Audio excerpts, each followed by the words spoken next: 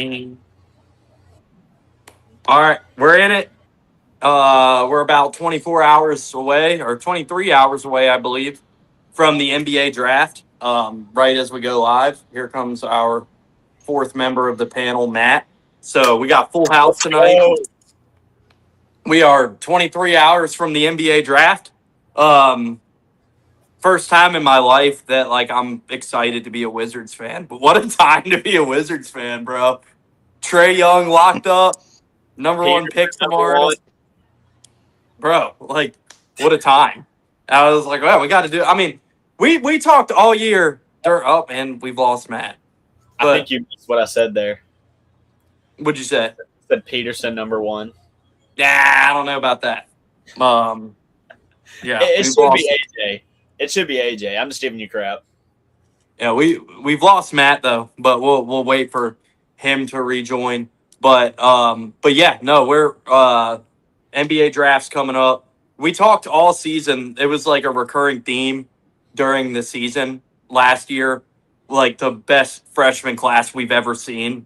And obviously that was going to lead into one of the most hyped NBA drafts we've seen in a long time, where pretty much this whole draft, other than one, maybe two guys who are going to go in the first round, are guys we watched play college basketball last year.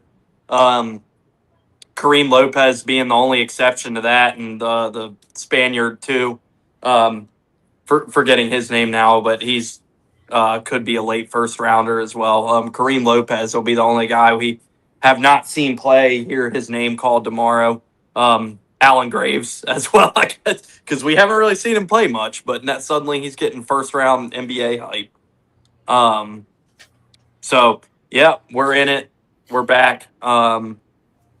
I think I'm having audio. Jacob, did you just talk? I think I might be having audio issues again. No, I haven't Yeah, said he's anything talking. Okay, yet. I gotta leave and rejoin. My audio has been acting weird, so I'll be right back. But y'all take it over for a second.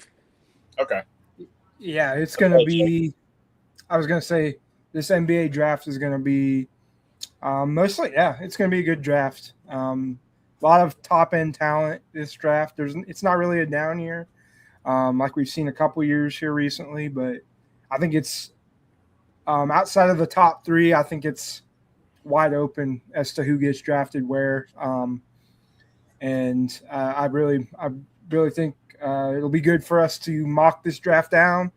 Have you all mentioned the Dusty May stuff yet, or are we going to wait till Travis gets back? Probably wait till Travis and Matt get back. Okay. But you said something there that 1 through 3 kind of seems like it's set in stone. But I've seen a lot of people report like AJ feels like the obvious number one, but there's still that Peterson talk there, him to go number one. Like you think it's going to be AJ DeBonsta, but there's still that debate. The Jazz, they have a decision to make. Probably Peterson, but I mean, it could be Carlos Boozer hypothetically. But you never know with the draft. That's what my favorite things about the NFL, the NBA draft is you really never know what's going to happen until the pick is officially announced. Mm-hmm. But we'll see. I mean, a lot of people think even picks 1 through 4 with the Bulls. So Caleb Wilson has been mocked there a lot. But we'll see what happens there. I can see them going a lot of different ways, to be honest. I'm sorry, may I interrupt? You did say that the NBA draft, you don't know what happens until the pick is in. This is Shams' night, pal. Shams will decide where the picks go and that kind of thing. We will know before the pick is in. Hey, Thanks to Shams. turn on whatever time the draft is tomorrow night. Turn on Do Not Disturb before then. Well before then. If you don't Shams' career is on. I mean, you invoke Shams' name. His career is on the line right now. Yes. If Giannis is not traded before this draft tomorrow, Shams should never be heard from again. Yeah, it's Always going to be a getting tough one for Shams. Yeah. When I'm watching the draft with my friends, I always get in trouble with spoiling picks. I saw. Like He's like- never, and I'm not going to say that on here. I saw a tweet earlier. I was thinking about saying something. I was like, I'm not going to say it on here. Gotta keep that one in the holster. Nah, you know what? I'm going to say it. It was it's a real world reference, but it was Giannis is 2 weeks away from a nuclear weapon. Was the tweet earlier? Yeah. Are you guys as tired of Giannis watch as I am?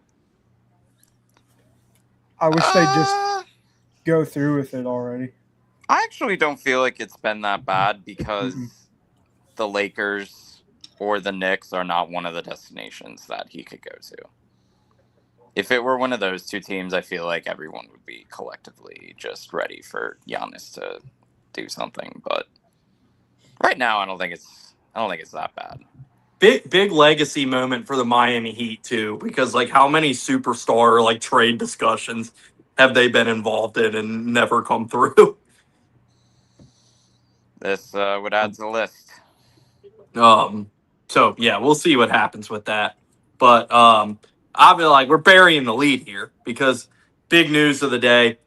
Let me set this scene in a way like so a little over 3 years ago, about 3 years and 3 months ago, March 2023, first round NCAA tournament. The Florida Atlantic Owls are taking on the Memphis Tigers in an 8-9 game. Late in the game, jump ball is called, and where Memphis was in possession, jump ball is called. The arrow goes to Florida Atlantic, and Memphis should have been granted a timeout. It was an officiating error. Memphis was calling a timeout. It was called a jump ball. They were not granted the timeout. Florida Atlantic goes on to hit a game-winning layup with less than a second left on the clock, which then leads to a Final Four run with Dusty May and the Florida Atlantic Owls, uh, which is then parlayed into another season NCAA tournament appearance. Dusty May then takes the Michigan job. Good first year. Second year wins a national championship. And coming off that national championship is now the head coach of the Dallas Mavericks. So, a simple if the Memphis Tigers are granted a timeout in March of 2023, this crazy snowball effect never happens. And Dusty May is not the head coach of the Dallas Mavericks right now. So, what a wild, just see. There goes Matt again. But what a wild, now my audio is going to be screwed up again because it gets anytime anybody leaves. Oh no. Yeah, we're going to be battling the technical demons tonight. But yeah, Dusty May is the head coach of the Dallas Mavericks. Jacob, as Dusty May's biggest fan, I'll give you the floor as I get my audio stuff fixed. I will say I am not shocked by the news today.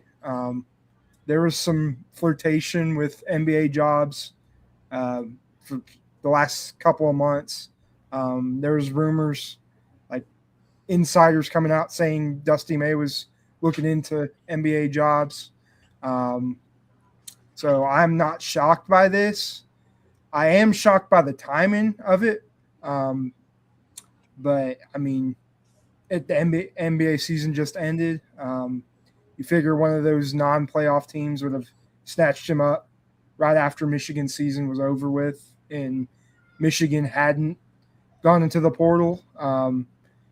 Just wild timing, to be honest. I always thought Dusty May was short for the Michigan job, whether that be him going to the NBA or if Indiana decides to throw a bag his way, and he decides to go back there.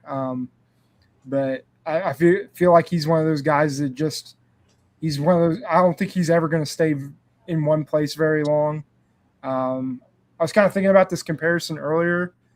I would compare him to Larry Brown, who won a national championship with Kansas in the 80s, kind of went to the NBA, had very successful career there, came back to college, just kind of I feel like he's always going to be like this, one of the best coaches in the game.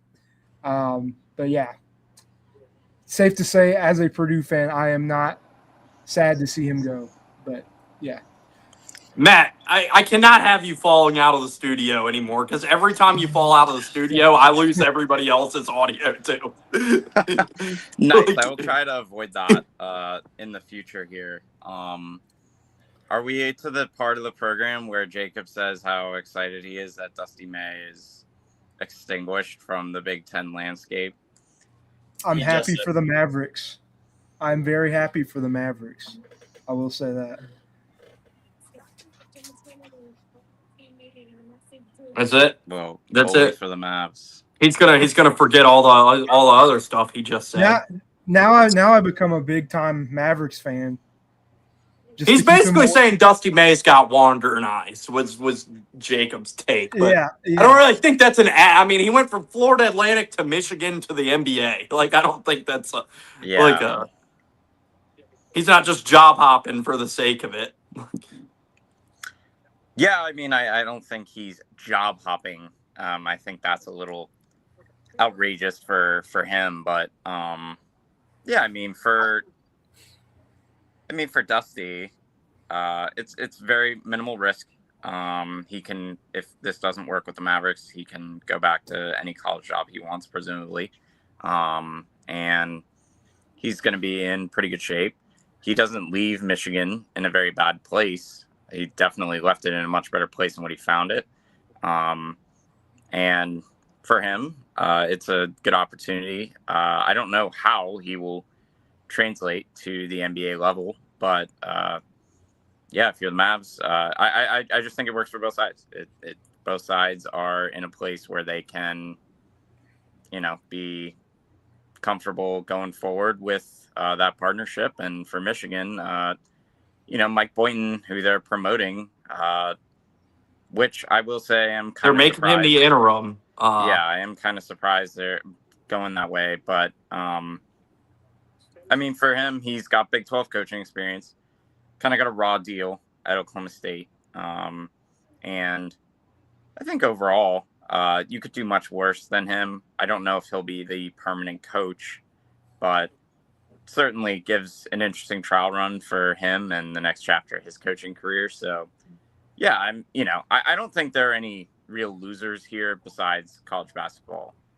Michigan is and obviously loser, Michigan is not a winner in this per se, but they got a title out of it. Like, I'm sure any of you would have traded, title for if Bruce Pearl went to the NBA. Same thing with Purdue and Matt Painter, although you could argue that might be an upgrade, whoever they hire after. But yeah, so yeah, but I think it sucks as a college basketball fan that we like. I just think that the jump from college to the NBA is so difficult. You have so little influence over the way your team plays and performs relative to what you do in the college game. Coaching still is obviously a very big factor, but it's just a marginal thing. It's just like winning on the margins in the pros. A good coach can get you like inches on the margins, whereas in the college game, it's a total game changer. Like I think Dusty is like the perfect coach to make this jump, though. Like if Dan Hurley took that Lakers job a couple years ago, like that would have been a disaster. Gosh. Like Yeah. Dan Hurley does not have the demeanor to be, and I'm a Dan Hurley fan, but like he does not have the demeanor to be a professional coach, and I think Dusty does. And I think like when you look at Dusty's system, like not to get like too like nuts and bolts basketball with it, like this quick, but like Dusty's system is like he loves cutters in his system. Like they always like they every single possession like there's always a cutter. Like they used Yaxel like that a lot. It was perfect for his play style this year. And like now he goes to the NBA to coach Cooper Flagg, who's like one of the best cutters in the world already. Like I think it's a perfect fit with Cooper Flagg and like his strengths in the NBA game. And like I think his system will translate well to the NBA, and I think it's a great fit for Cooper Flagg, like as a player, to go into that system and really utilize his strengths. I mean, that's one way to look at it. I think like for him, how Cooper's utilized is going to be fairly like Cooper was kind of the de facto point guard for that Dallas team. They're going to use the ball in Cooper. his hands all the time. So they're going to use Cooper like they just used Yaxel this past year. That would be my prediction. Like Michigan was one of the only teams in the country that could have used Cooper or Yaxel the way that they used him. I mean, like I would actually argue that's not Yaxel's best position. What he just played, like Yaxel is like a very traditional, like modern power forward type of player, if he were used in the same role that Cam Boozer was used in, he would probably be the number one pick in the draft. Like, Yaxel was only in that position because they had Mara and Marez Johnson in front of him, and it just made everything so much easier for him defensively. I don't think you can use Cooper the same way as you use Zach. I actually think you'd be underutilizing him if they used him the same way. But, we'll see. It's certainly going to be an interesting transition. I just don't like the reason that I think people thought Dan Hurley would work in the NBA is that like he would command respect from an NBA locker room immediately. Like, just no ifs, ands, or buts about it. Whether his style would wear on people over time is another discussion.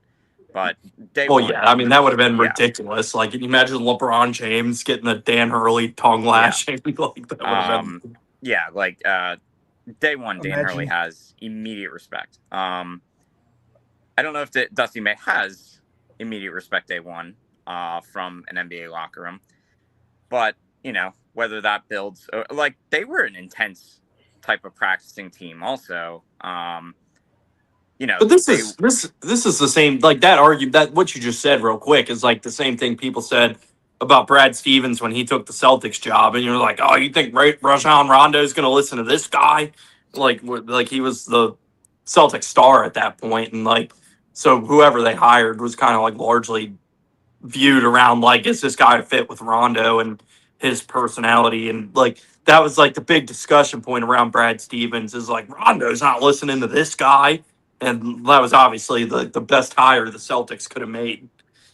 Well, yeah, I mean, and it made more sense for Brad Stevens at the time. Butler was coming off the second round exit in the NCAA tournament. That was their last year in the A-10. They're just about to join the Big East the next year.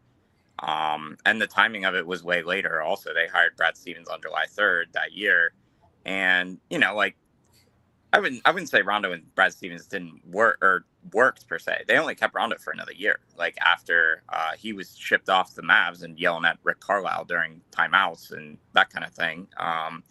But I think Rondo, if you had him in front of a microphone today, would probably say he really liked working with Brad Stevens. But I think that the vision for that hire was like, hey, this is a long rebuild we have ahead of us, and I think that for them, they wanted a younger coach who they thought would be there for a long while. And ultimately they were very fortunate on that. Like Brad Stevens is the best basketball coach I've ever seen in my life. I've never seen to this day a better basketball coach than Brad Stevens pound for pound. So I don't think Dusty May is the same kind of X's and O's kind of guy that Brad Stevens is, but I do think that for them, this is just about getting somebody younger who is there for a while, who's hopefully for their sake going like, because Cooper Flag is already like a flight risk in the eyes of a lot of NBA fans. I mean, people are already speculating like he'll be playing for the Celtics by 2030 or 2031, and at this rate they're probably like, we need some stability in the organization. They do not have a lot of credibility remaining. They already traded Luka for Magic Beans, and ultimately they need to sell kind of a future to the fans, and I think this was the best they could have done with that. And interesting to note, like you mentioned, like getting younger and like wanting to get a coach that Cooper Flag was happy with, and like all the reports and Goodman said earlier, like John Shire was their top choice for this job, and he turned it down, and Dusty was kind of like the pivot hire for them. Which I think is smart for Dallas. I think that Dusty May is a better basketball coach than John Shire. Agreed. I don't know who would even argue that. I think that the Shire move, you're just banking on John Shire to be like, the it's Cooper the same thing. Whitfer, like when the Wizards hired Scott Brooks, like right before Kevin Durant was a free agent, people were like, like this seems oddly specific timing for this, and knowing that they had a relationship, I think that would kind of have been the same thing. They're like, are we really going to get Cooper to bail on his college coach? And really, like, Cooper only picked Duke because that was like his favorite school growing up. Like, it didn't matter who the coach was. So he was going to go there regardless. Makes me think too of like when in football, like when the Broncos hired like Aaron Rodgers' buddy, Yeah, whatever when they his hired name Nathaniel was. Hackett, and he Yeah, seemed like yeah. a total wackadoodle, and like, yeah, that one didn't work. And then you're left, like that makes so much sense. Like John Shire is never going to get a better job than Duke, than the gig he has now. He would have been eaten for lunch in the NBA probably. So I think, yeah, it makes a ton of sense for both sides. Can you do your Coach K talking to John Oh my Shire gosh. Well, impression that's you the did on other the thing. phone? Like, who knows if like, I mean, maybe John Shire wanted that. Like, I still don't know. It's one of the great mysteries of like Coach K's influence. He's still got The Office. Like, we kind of joke about Nick Saban being like up Kalen DeBoer's ass over things going on. I actually think Saban's a little more hands off than Coach K. Coach K seems like he's very involved. He's like, John, you're talking about going to the Mavericks. The Mavericks were just getting started as a team when I was at Duke. You're not going anywhere. Yes, like, Yes, Coach. you're sticking around here. He's like, yes, Coach. Yes, sir. Yeah, it's yes, sir. He's like, yes, sir. Yes, I will be staying. So yeah, I don't know. That's always been kind of I still to this day don't think John Shire was the best they could have done after that, but they obviously were not going to go against Coach K's wishes after he, put in one of the best careers ever. So yeah, definitely very interesting. Credits the Mavs. They're giving it a try. But yeah, I mean, John Shire will have his share of coaching. Like, he was rumored to be in the Bulls coaching search because he's a Chicago guy and everything. And, I can't imagine, no disrespect to our resident Bulls fan here, that Tiago Splitter is going to be long for the job. But we'll see. So John Shire will have his future of NBA offers if that's what he wants to get into. But yeah, ultimately, I think, this whole thing was a win for everybody except sport of college basketball in Michigan. William Luke, you haven't had a chance to get in on this Dusty May discussion yet. Welcome back to the program, by the way. First time we've had you on One Shine Recap Show in quite a bit. But what are your thoughts on Dusty May departing Michigan off a national championship to become the Dallas Mavericks head coach? Yeah, man. When I saw that, like, at first, like, I opened ESPN, just like, I have. You broke the news to me, by the way. I woke up and I was like, "What?" Like, that's what I was getting to. Just like, I have ESPN and Twitter notifications on for Pete Thamel, and like the ESPN one just gave me like a snippet. It was like or a tidbit. It said Dusty Mays signs deal, and I was thinking, oh, he signed an extension or whatever with Michigan. Cool, whatever. Well, then I opened the tweet and like it says signed a deal with the Mavericks, and I'm like, what? So the first people I thought of were you guys. So I first sent it to y'all's group chat, then to the Parlay Boys, and it's funny. Like, as soon as you woke up, you responded in all caps, "What?" And I was like, "Dude, Travis was doing crazy right now." Because like last year, this time you broke the news to me about Bruce Pearl retiring. So it's crazy now how like I break the news to you about Dusty Mays. But I think, bro, like with stuff like this with him, he's if not the best coach, one of the best coach. It's probably still Dan Hurley. But we're gonna see more of like stuff like this, like coaches leave for the NBA. Did y'all see the Goodman tweet where he said 2 of the reasons he left was the instability around college basketball and not knowing what the next day is going to look like, or the next year, or the next 5 years, and the opportunity to coach Cooper Flag. Both are two. They're two reasons. Like, I understand what he's coming from. I lost audio again because Matt can't. Hold on, I will be back. But yeah, like I was saying, like I'll talk. Well, I'm good. I'm good. I can hear. Hold on, everybody talk. Somebody everybody say hello, Matt. Hello. Okay, yes. I don't have to leave this. Okay. All right, go ahead. Sorry. No, you're good. But yeah, like I was saying before Matt had to cut out again. We're gonna see more of this in like college athletics, not just college basketball in general. Like more of these superstar coaches either end up retiring or leaving for the NBA because of the instability around the sports, or the NCAA right now. Like, yeah, it's like if you go to the pros, like you just coach basketball. Yeah.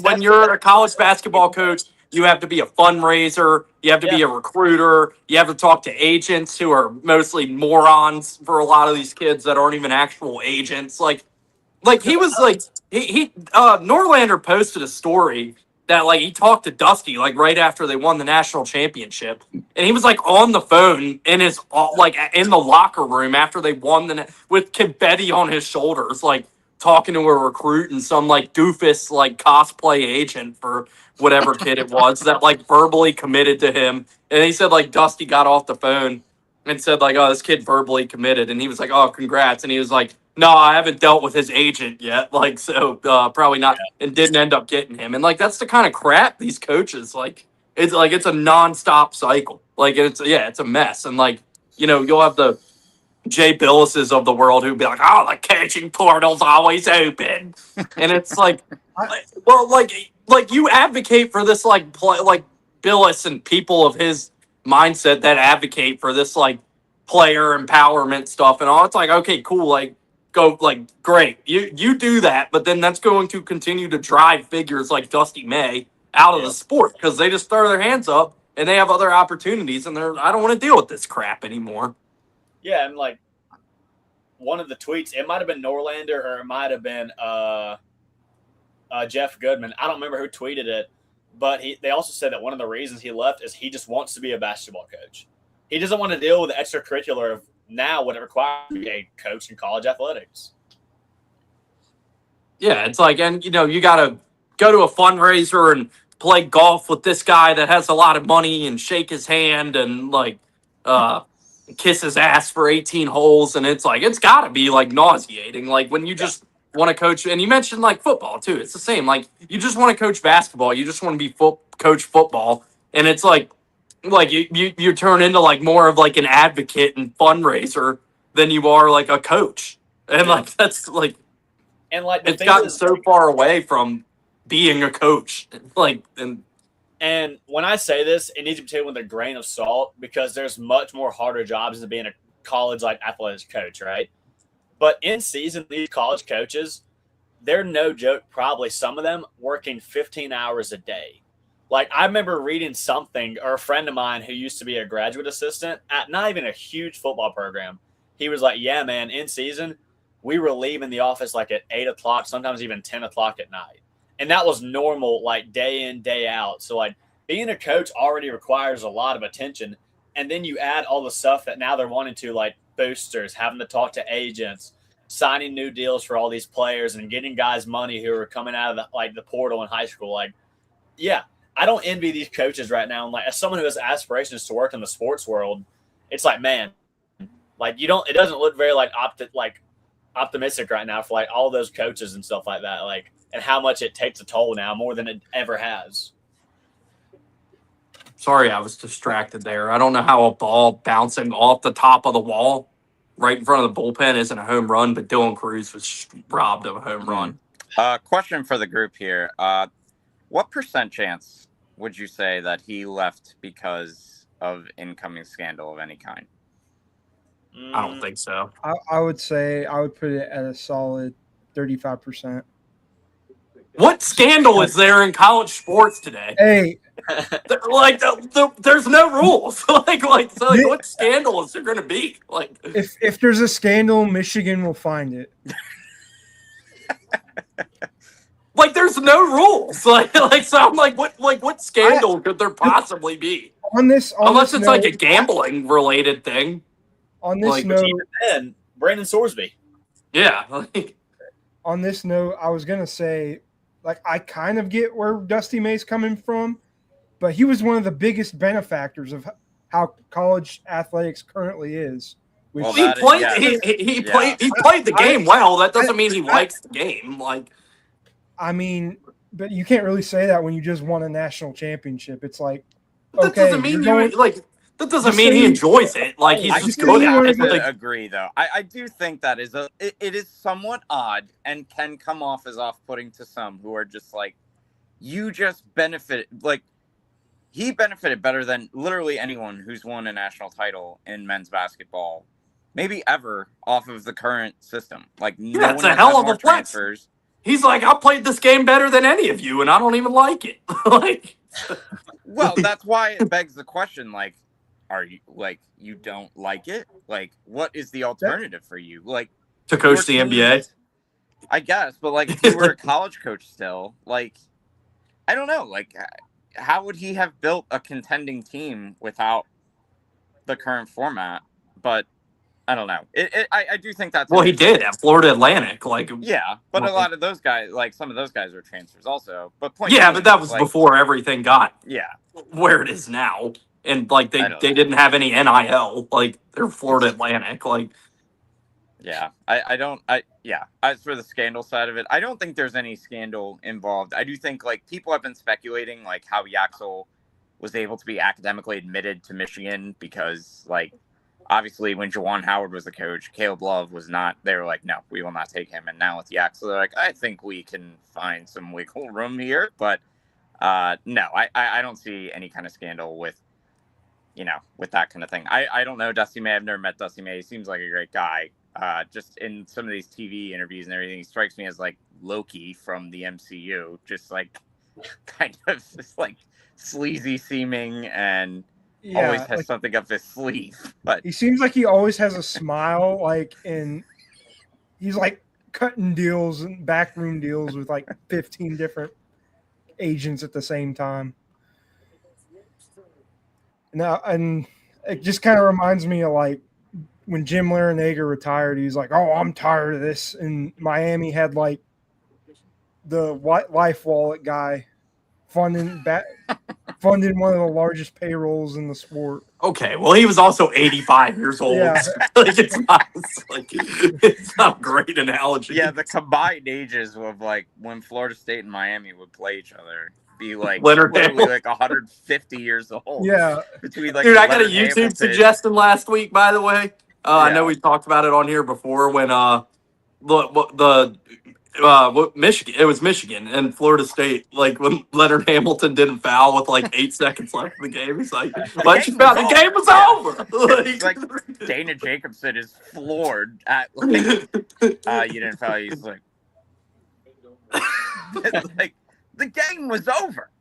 Like, and They're down this 4. guy is like a vampire and like aging in reverse, and like was there coaching with Dr. James Naismith himself, like dressed like a mob boss. That guy looks amazing for like 78 years old. The game was over. I mentioned him before, Larry Brown. I get strong Larry Brown vibes from Dusty May.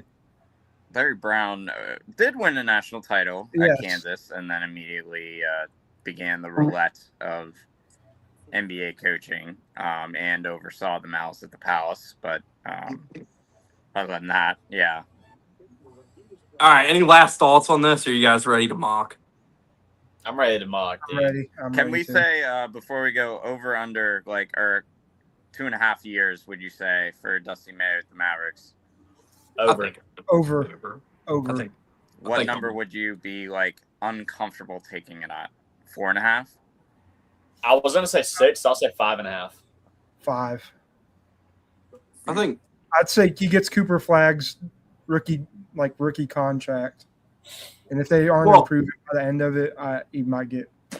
For what it's worth, they do still have a very volatile figure there in that locker room. So we'll see how long Kyrie Irving sticks around there because we know he can wear on people. But I don't suspect Kyrie Irving's going to be there long. I wouldn't be surprised if Kyrie gets traded this offseason. But hopefully he doesn't ask Dusty May the first day if he believes in the government or not. Flat earther. Yeah. Dusty's gonna walk in the locker room and Kyrie's just gonna like corner him and be like, "What do you think about Israel?" And Dusty's gonna be like, "I took the wrong job." I should have went to Portland. Yeah, I should have went to Portland. Yeah. All right, let's do some mocking. You guys ready for this? Yes, sir. All right. So everybody knows their spot. I put everybody in order. So we're gonna rotate.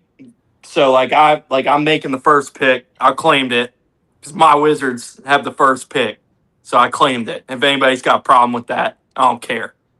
I'm excited. The Wizards are back, baby.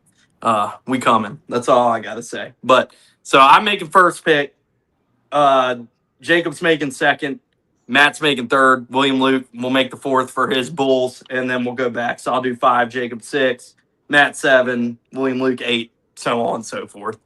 So, yeah, with that being said, we shall get into this thing. And with the first overall pick in 2026, One Shining Recap Show, NBA Mock Draft, the Washington Wizards select AJ DeBonsta out of BYU. I think we talked about it a lot. I know Nat thinks Peterson should be the pick here. And yeah, we'll talk. We'll have a chance to talk about all these prospects. But if we're just talking about AJ DeBonsta here right now, guy's 6'9". He can score at all three levels. He can defend. Like, he checks every box that you want out of a modern NBA wing. And like, is there a chance? Obviously, like, it's a loaded draft. Like, there's a good chance that AJ DeBonsta doesn't end up being the best player in this draft. But is AJ DeBonsta the safest pick in this draft? I think the answer to that is yes, absolutely. Because, like, I would be surprised if AJ DeBonsta is not a multiple-time NBA All-Star. Like, when you're this young, you can defend, you can score at all three levels. You have great positional size. He's just the kind of mold that every NBA team dreams of.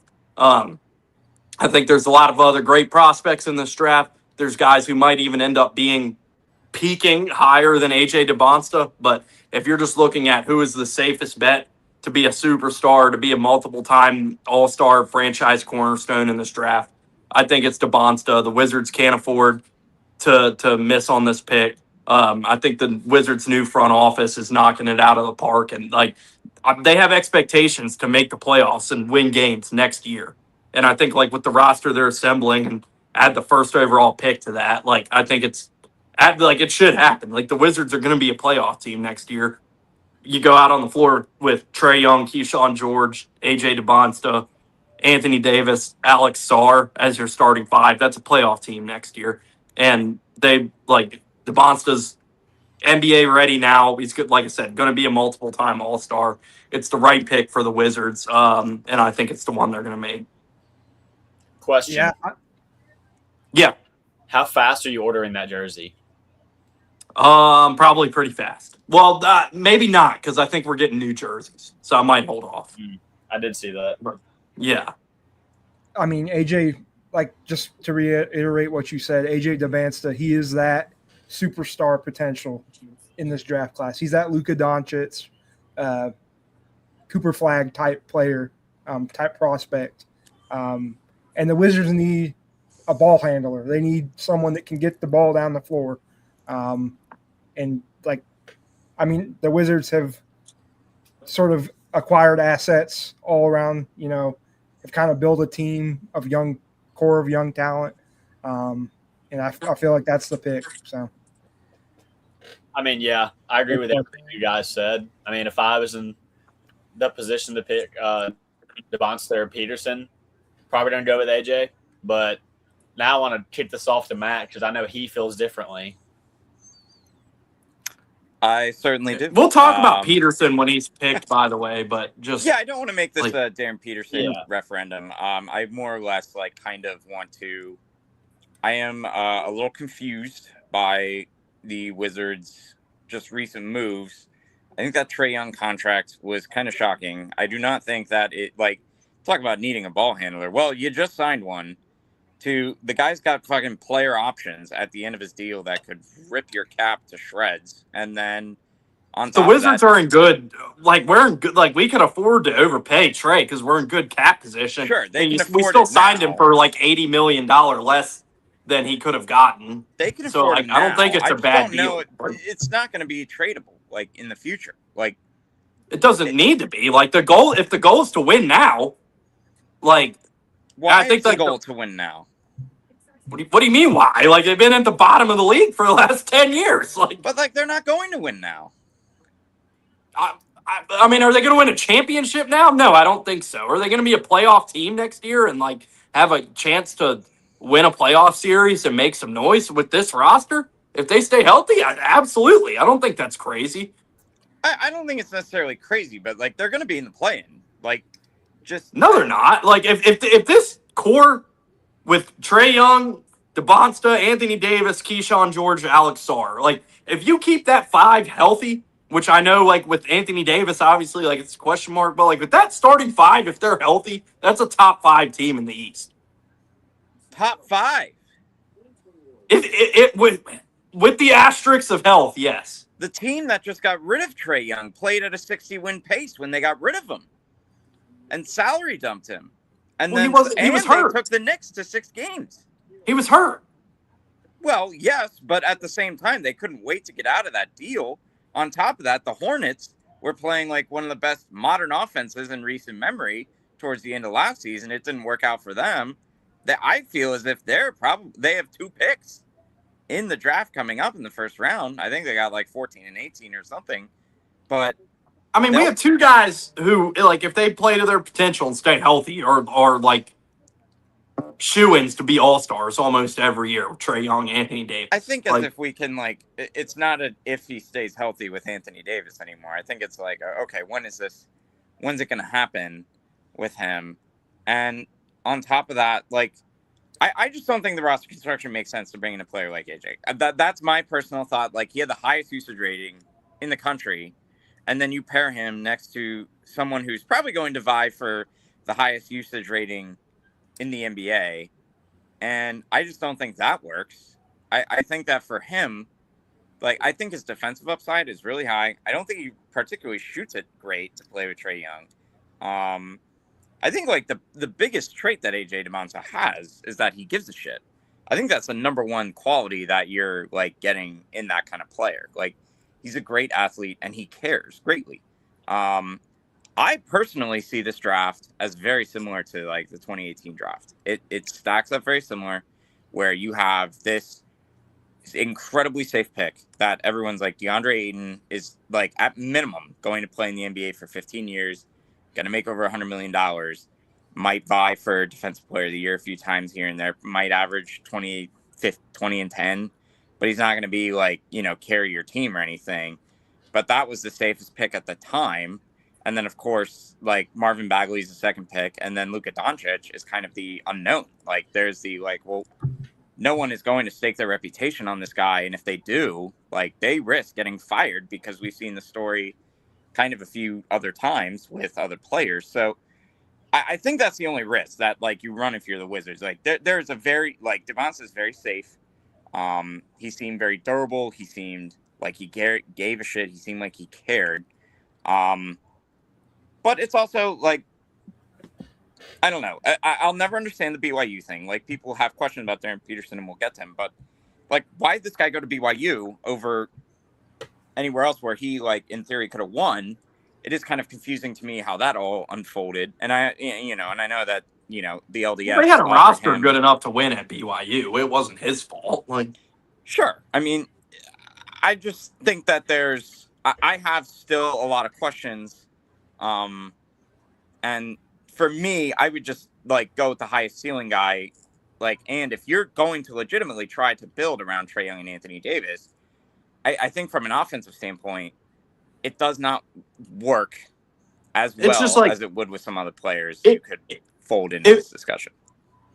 If you're Winger and Dawkins in the front office in Washington, and it's December, and Darren Peterson misses 2 weeks because of cramps, and DC Talk Radio is lighting you up, is that something you want to deal with, or do you just want to take DeBonsta, who like is a safe pick and it's going to produce? Like, well, I think the problem they run into, there are a few. One, I don't think DC Talk Radio is nearly vicious enough to take the Wizards down here for anything. Two, I think that like the reason that Danny Ainge will probably take Darren Peterson if he gets him is because that guy has like impeccable job security. And he, like, the Jazz have basically told him, like, we trust you implicitly, go build us a team, and we don't care when it happens. But like, I think for the Wizards, it's kind of like, if they actually trust the guys running the team, then they'll let them make whatever, like, it won't matter if Darren Peterson in his rookie year misses 2 weeks for cramps or because he's gaming or whatever the case may be. I just think Creatine was Yeah. the excuse we were given. So it's one of those where, like, okay, are you, and like you just said, like, we're not playing to win a championship this year. So, like, okay, well then, ideally, you're trying to pick the player that like with the most upside here. This is not a situation where the Celtics are like bringing Jason Tatum into the building, and they were just in the conference finals the year before. I don't know if the Wizards are like playing the long game or what their goals are 2-3 years from now, but I mean, it's not one of, like, you're getting a really good player. Like, I don't know if you're getting a great player, but you're getting a really good player who will definitely help you win some games like in year one. But I'll say this, like, would it be a successful pick if he amounted to Andrew Wiggins? Would that be a successful pick?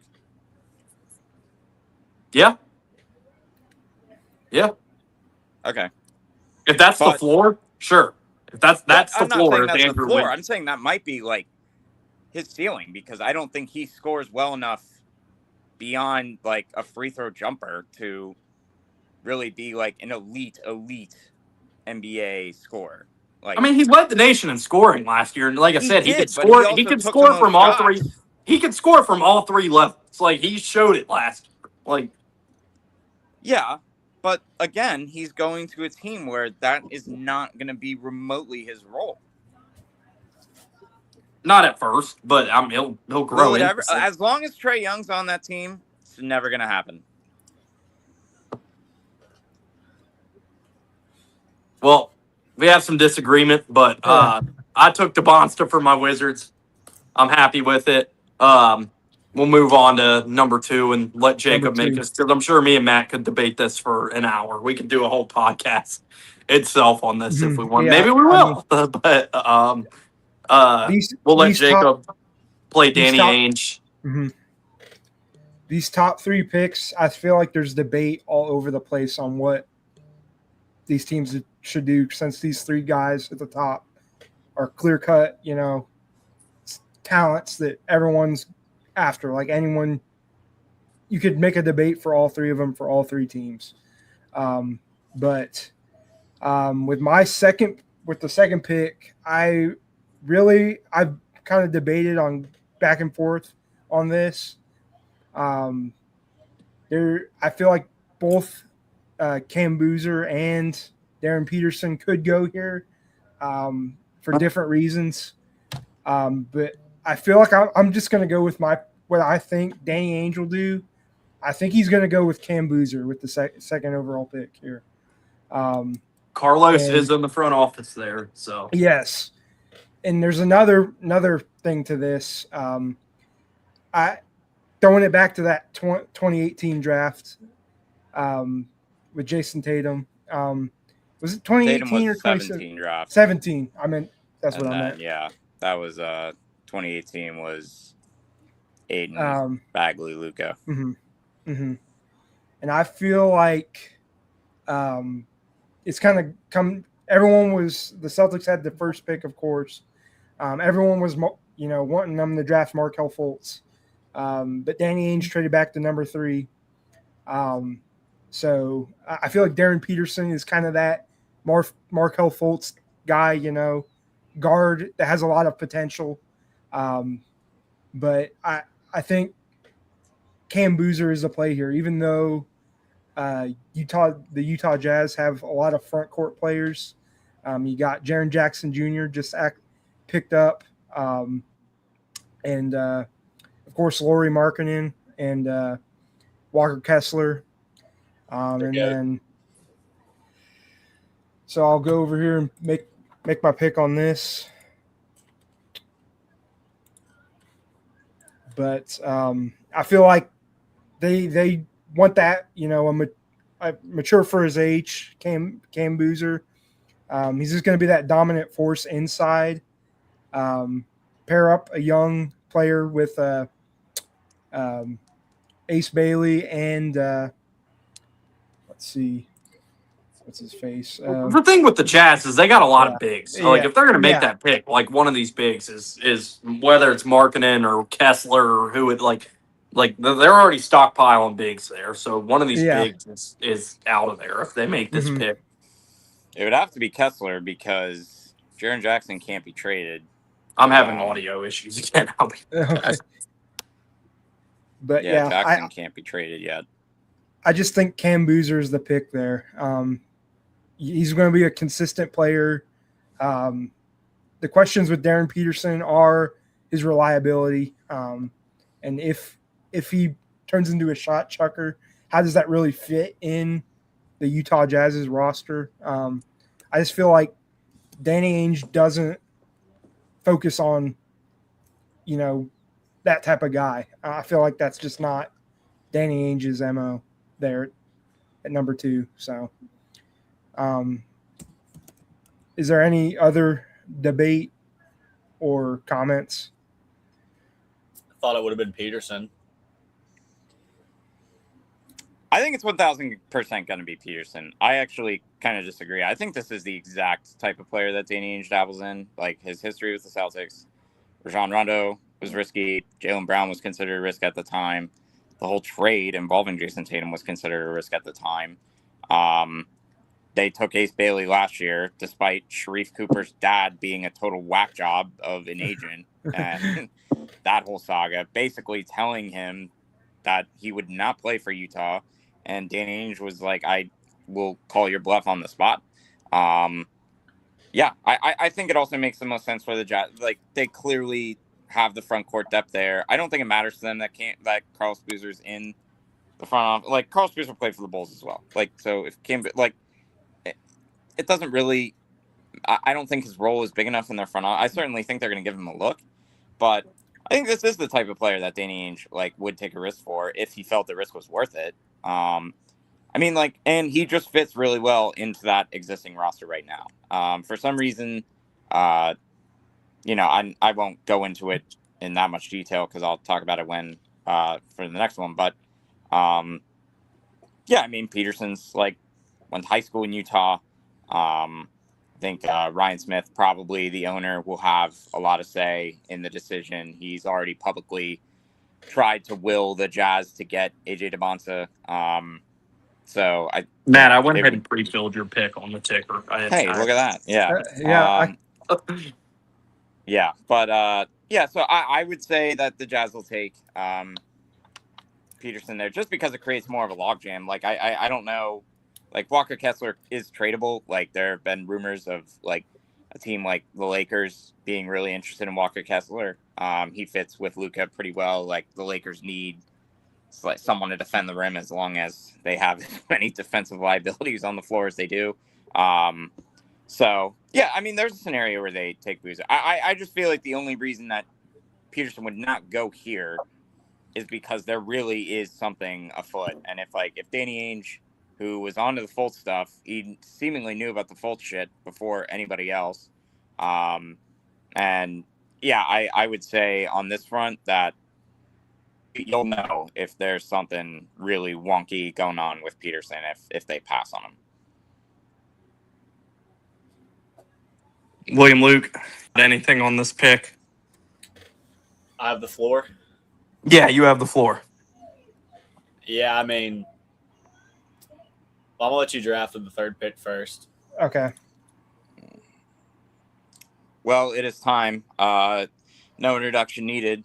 Obviously, we're giving the Grizzlies Darren Peterson to pair with Cedric Howard from their pick last year and whatever's going on with Ja Morant. But yeah, I think the Grizzlies would be over the moon with Darren Peterson to have on their team. I think overall, to me, Darren Peterson is the best player in this draft, and I don't think it's particularly close. That's just I put a lot of stock into what he did before college, and then certainly when he was in college.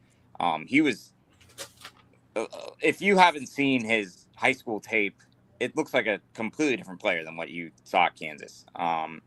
Literally looks like Michael Jordan and Dwayne Wade had a child, and it was Darren Peterson. And I mean, basically averaged 37 and 7 in every game that he played.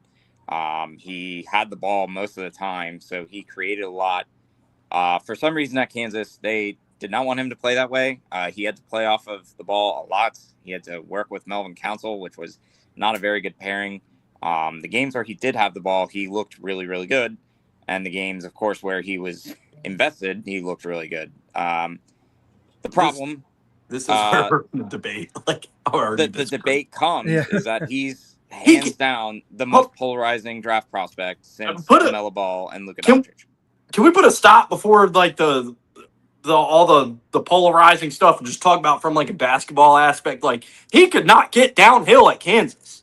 He struggled with average defenders getting downhill and settled for off the dribble contested looks a lot and 3-pointers and wasn't a very efficient 3-point shooter. But like, I keep hearing this like Anthony Edwards type comparison where he's like this freight train that's just going to get downhill and get to the basket at will. And he did not do that at Kansas at any point. Like, so he is not Anthony Edwards. I don't think he ever was Anthony Edwards, and I don't think that's a fair comparison to him. He was nowhere near the athlete that Anthony Edwards was going into Kansas, and he wasn't when he was there.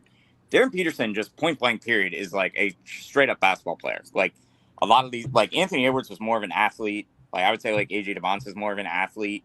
Darren Peterson is just stupid good at basketball. Like just his skill is off the charts. There's nothing on a basketball court that he does not do really well, or at least at some level has not showcased that he can do really well. For him, like he still averaged 25 points for 36 minutes, and that's like a point less than what AJ averaged, and that was like what like his usual like game numbers. So like he can, and he's had games where he has showcased the ability to score at will. But right now, I think it's one. I think somebody needs to figure out what was going on at Kansas for real, because I think that everyone has their own like weird whack job theory as to what was going on there. it was just creatine, man. Yeah. But like if that is proven that there was like, whatever he was dealing with was legitimate and it will not affect him at the NBA level. I think that teams will sorely regret passing on him. Just because he's a scorer and it's the hardest thing to find at the NBA level. And I think that he's probably going to be a very successful professional just because of his ability to score. He can create quite a bit. And I do not see the risk the same way. I think the biggest risk that you need to find is not really the injuries that ailed him, is that like, do you care? Like, I think that is one of the things that, like watching his high school tape, it was like no doubt that this guy gives a shit and that he, all he wants is, to score and to win. When he got to Kansas, it obviously was not that way. I don't know what the issues were, but someone's going to have to obviously do their homework on that before making that selection. So that's kind of why I drafted Cam Boozer above Darren Peterson. Like, I feel like he fits in better with the Grizzlies too. Like, the Grizzlies need a go-to scorer. The Jazz need reliable player. They're trying to build a core there. I just think Darren Peterson, he needs a more, I think it is very similar to what what the discourse was around like LaMelo or Luka, because it's a huge unknown. Like the level of like the last you just saw of them. I'm not going to say like his high school means nothing, but like the last you just saw of him play basketball is like a huge debate for everyone as to whether he can do it at the next level. I mean, those are two examples that worked out really well for the team that drafted them. There are also a ton of examples where it did not work. But yeah, I think the Jazz are the perfect spot for them. Like, if he wants to sit out games to the Jazz, that is the one team in the NBA that will not give a shit if he wants to sit out games. Like, the Jazz they were the most serial tanking team of any team in the league. You could argue that they are the reason for these rules being put in place.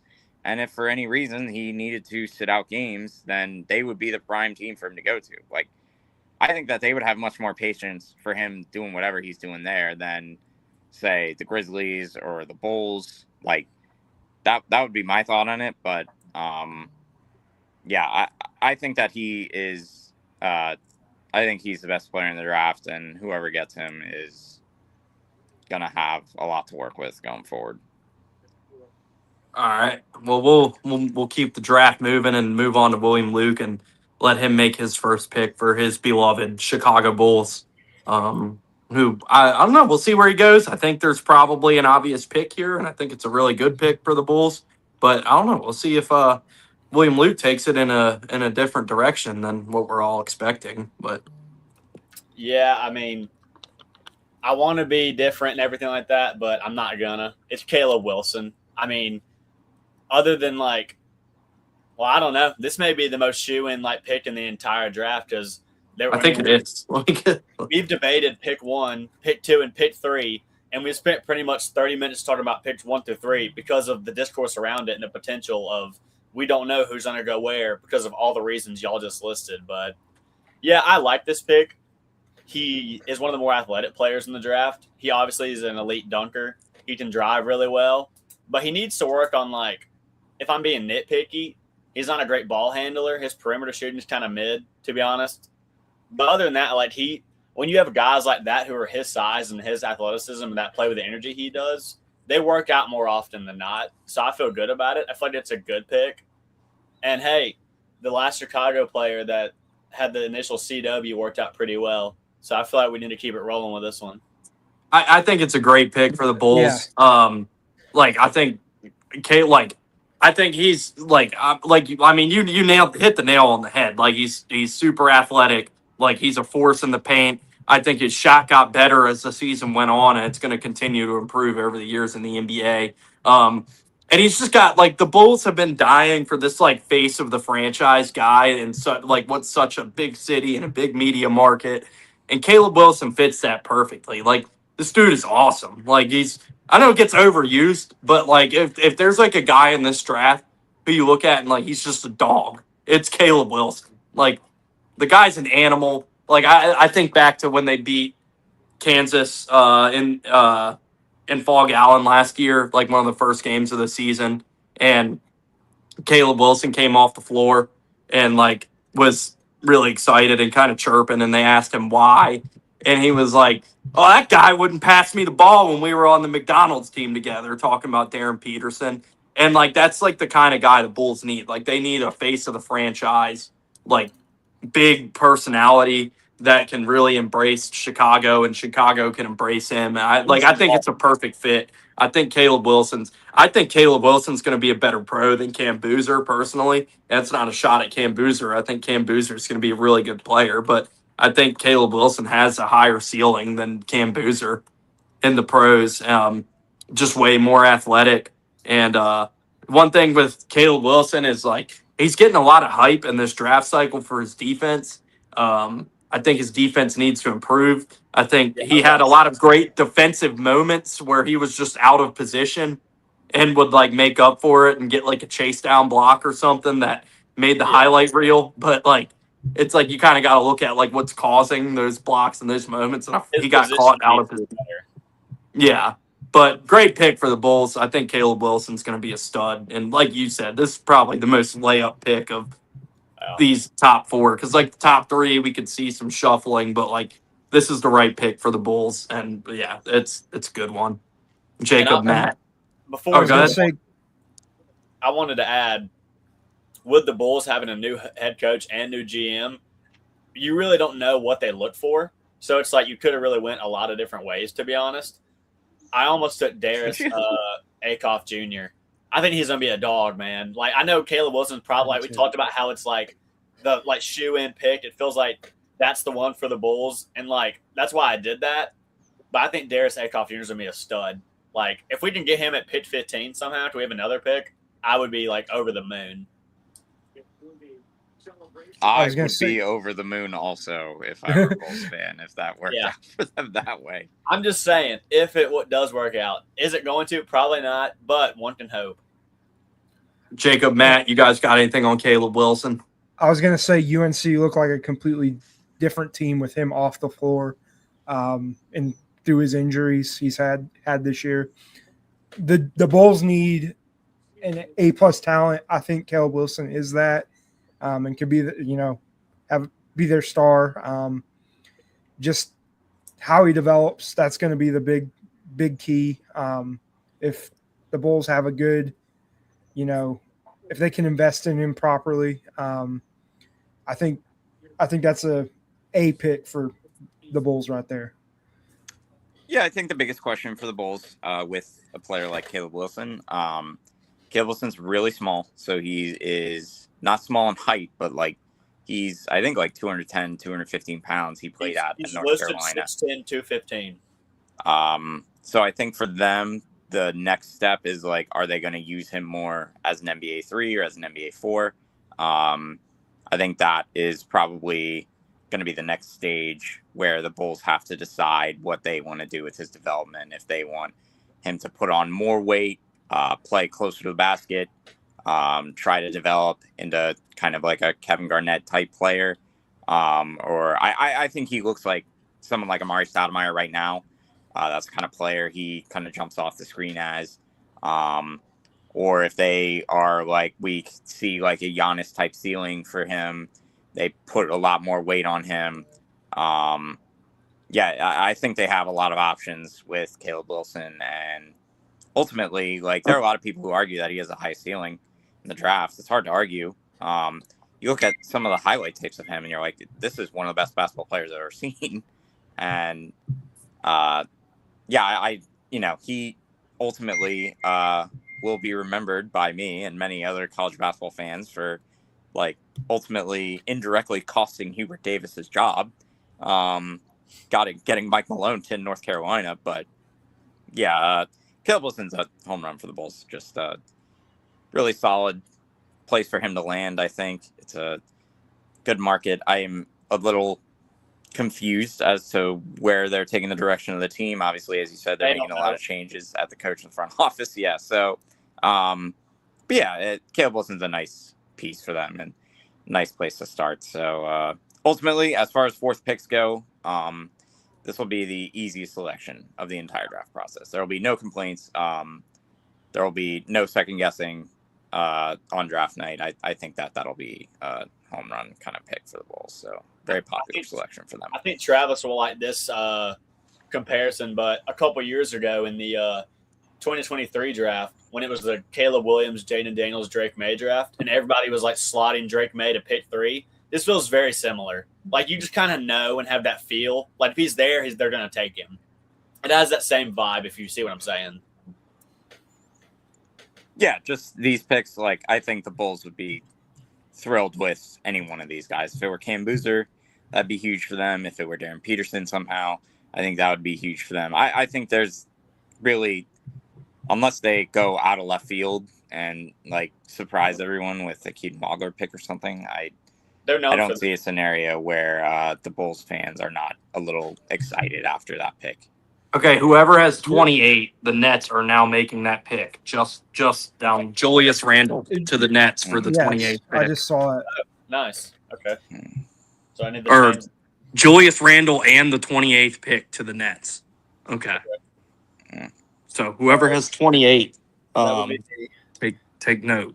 That's now the Nets. I'm going to update our ticker here.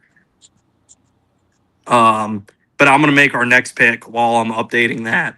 But yeah, I agree with everything about Caleb Wilson. Next pick I'm making here is 5th for the Clippers, and I'm taking Keaton Wagler out of Illinois for this pick. Of all these, this is where the run on guards is going to start, and like a lot of people are slotting Acuff in here as this pick, but Acuff does not make sense for the Clippers because Kawhi Leonard's still there. We'll see what happens with that investigation and everything. Obviously, like, they could lose picks out of that. But as of now, Kawhi Leonard's still there. They're still trying to compete. And, like, if you take Acuff here, as great a scorer as he is, like, good luck stopping anybody in that backcourt with Acuff and Darius Garland there playing defense. Mm-hmm. That would be too much of – what'd you say? the full trade. Did you see what the full trade was? I did not. It was Minnesota sending Julius Randle and the number 28 pick to the Nets in a 3-team trade that sends Nick Claxton to the Bulls. There you go. So got a piece with Caleb Wilson. But yeah, I'm putting Keaton Wagler to like if they can't take Acuff here, like especially if they're trying to win now, because like that backcourt with Acuff and Garland would be too undersized. Like they're not stopping anybody. I think Acuff's defense is horrendous. Like, and Wagler's like the biggest of these.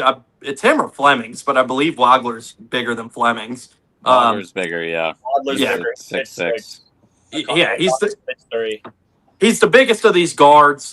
You can kind of play him at the 1 or the 2. I feel like he's a better off-ball guy than any of these other guards. He's got a lot of development to go, but he's a great shot creator. Best positional size of the crop. I feel like Wagler's the smart pick for the Clippers here. He's getting a lot of steam there. And yeah, I think, like I said, Acuff and Darius Garland. And if that's your backcourt, you're giving up 140 points a night. So I think Wagler's the pick here. I think that's the right pick for the Clippers. So Keaton Wagler going 5th. Keaton Wagler he could control an NBA court. He's like a floor general type, and I feel like that could work on the Clippers since they need that as well. But I've seen reports that the Clippers really want Acuff. They may try to trade Darius Garland if at all possible. But yeah, if they take Acuff, then the Garland cannot be on the roster by the end of the draft. I feel like backcourt would be one of the worst defensive backcourts we've ever seen in the NBA if they took Acuff and put him back there with Garland. And also, I feel like Darius Garland is not a reason to take a player. I feel like you could, if you're going to choose one or the other, choose Acuff, but it just depends on what the Clippers want and what the Clippers have working in the background. I think Wagler's just a more dynamic prospect here and has more potential and has the size you want out of a guard. We know that these a 6'6" guard who's a phenomenal shot creator, 19 years old, is hard to come by in this game. So I think Wagler would be an excellent pick for the Clippers here. Yeah, we talk about the safest prospects from the top 4. I would say Wagler's probably the safest guard of the group because of that, because his size enables him to be a better defender. The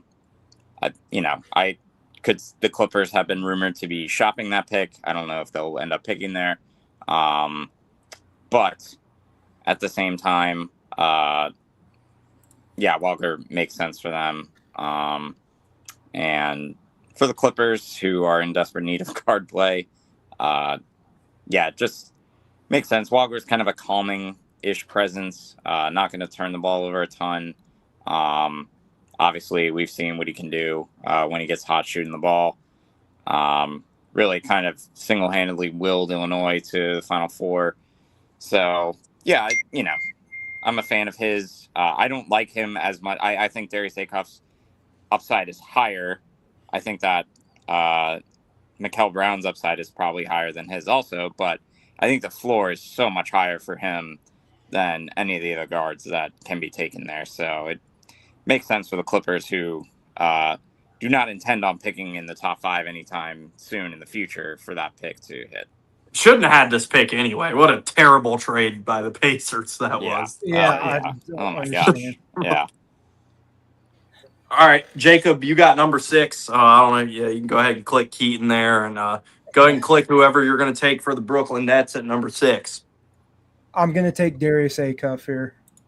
Clear number 6. If he's there, the Nets will take him. I feel like he's just that, elite level scorer that a roster like the Nets needs. There's rumors that they may be interested in Mikal Brown Jr., but I feel like Darius Acuff is a better player than Mikael Brown Jr., at least right now. And I just feel like that's what else can I say? He's one of the better players in this draft, one of my favorites in the draft. And I feel like Cannot defend anybody. That's a big red flag. That's a big part of the Akoff story you're leaving out, I will say. But, I mean, he's one of the best scorers, or probably the best scorer in this draft. But the defense cannot be ignored. It's bad. It's really, really bad. Yeah, the defensive side of things for him is a huge concern. Mostly because it's an effort kind of thing for him. Like, he is not. I mean, he's undersized, but he's not like truly undersized. Like, he's still big enough that he should be able to defend NBA players. And he just opted not to defend. Truly, the Arkansas way last year was like, we are going to try to outscore every team that we can. And for the most part, it worked until they ran into teams that were a little more balanced than they were. And they couldn't just score at will on them. But other than that, like, if he figures out the defensive stuff, like, he could come away being like an all-NBA type of player. I mean, he shot incredibly well from three. He almost shot 45% on threes last year. Just a truly great shot maker. He sees the court at a really high level. You just like, there's just like a good feel when the ball's in his hands. He has a really high game IQ, high game sense. Fits into literally any NBA offense that you can find. Sean Miller called him the best point guard he's ever seen in a college game. So, yeah, I think he has a tremendously high ceiling if he ever decides to figure out the defensive side of things.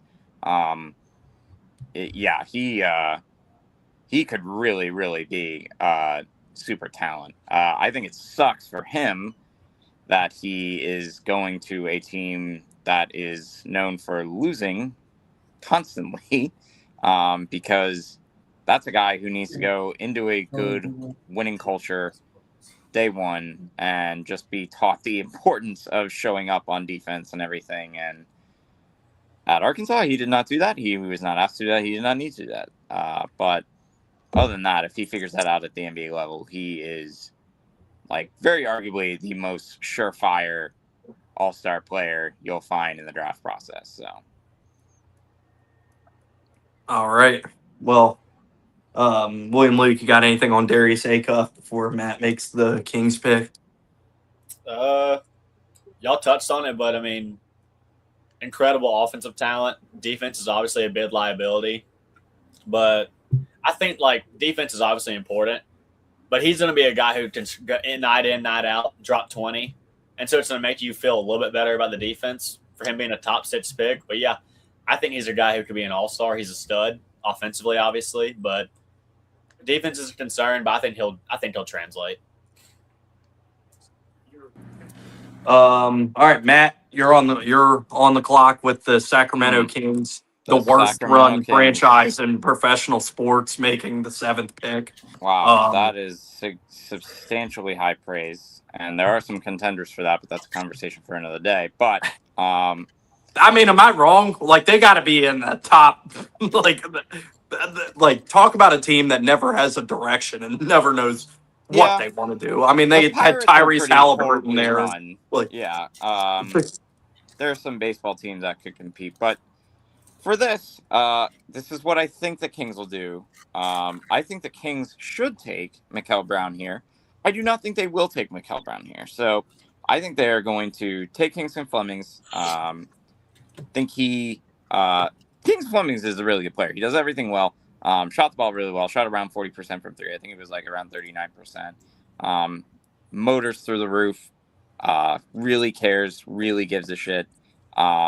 It's 6'3", so he should be able to guard his position. The only concern with him defensively, he's got like Frank Kaminsky arms. His wingspan is shorter than his height, which is very rare. So I don't know how that's going to translate for him to the NBA game defensively. But yeah, his wingspan is outrageously short. One of the critiques on him, too, that there's been a lot of discussion about is he's got a very funky shooting motion that people are wondering. The mechanics are unique. I mean, it didn't affect his shooting, didn't affect his free throw shooting. He was still like Houston was a tough watch this last year. He was about the only thing that made them watchable. They got really nothing out of Choosin all year. It was really just Sharp running off screens, and Sinak was not a good enough player for them. But ultimately, Flemings was the only thing that kept that team going. And it's just kind of that old like Moneyball quote where they're in the room like deliberating over who to sign to replace Jason Giambi, and they're like, who is Scott Hatteberg? They're like, exactly, sounds like an Oakland Day already. I'm like, Kingston Flemings sounds like a Sacramento King already. Like, And we'll never hear about him again. And then he'll get traded somewhere and be playing in the Eastern Conference Finals. Yeah, And we'll be like, yeah. oh. I mean, that's exactly how it went with Tyrese Halliburton. Like, you heard his name on draft night. You never heard about him again. Then he goes to Indiana and gets them to the Game 7 of the NBA Finals. Like, yeah. So I do think that is what the I also Kings think will do, but I think they should take Mikael Brown. make that I made that analogy, by the way. I like if I make like an NBA comparison for Kingston Flemings, I do see a lot of Tyrese Halliburton in him. Well, I mean, he lacks the long arms for sure, and probably the playmaking ability. I would say Flemings is probably more of a scorer than some of these other guards are. I like Mikael Brown's probably the best scorer, but yeah, Flemings is like did not always play like a point guard per se. But when he had the ball, he was clutch and made some big shots for them. But yeah, he certainly could follow the same career path, but physically they are just not I would actually say Mikael Brown is probably more similar to Tyrese Halliburton. Like Tyrese Halliburton, his last year at Iowa State, barely played any games. Mikael Brown obviously only played, I think, 20 games or something for Louisville before his season ended. And yeah, similar measurables, I should say. And yeah, I mean, Mikael Brown's probably a better scorer than Tyrese Halliburton was when he was in college. But yeah, I can see those comparisons. You got anybody else got anything for Kingston Flemings to the Kings before we put William Luke on the clock with the Atlanta Hawks? I also had Kingston Flemings going here with the Kings. I feel he feels like a Kings player, just like you all said. Like I don't know why the Kings ever traded Tyrese Halliburton in the first place. Because they're stupid. Yeah, well, I don't. Because they're stupid. Calm the masses. In hindsight, that trade has aged horribly because one, Sabonis is really good. So they did get a really good player. It wasn't as if they traded him for nothing and got nothing in return. Sabonis is a really good player. Well, now they're begging somebody to take Sabonis because his contract is so bad. Well, the part that's aging horribly is that they kind of chose De'Aaron Fox over Halliburton,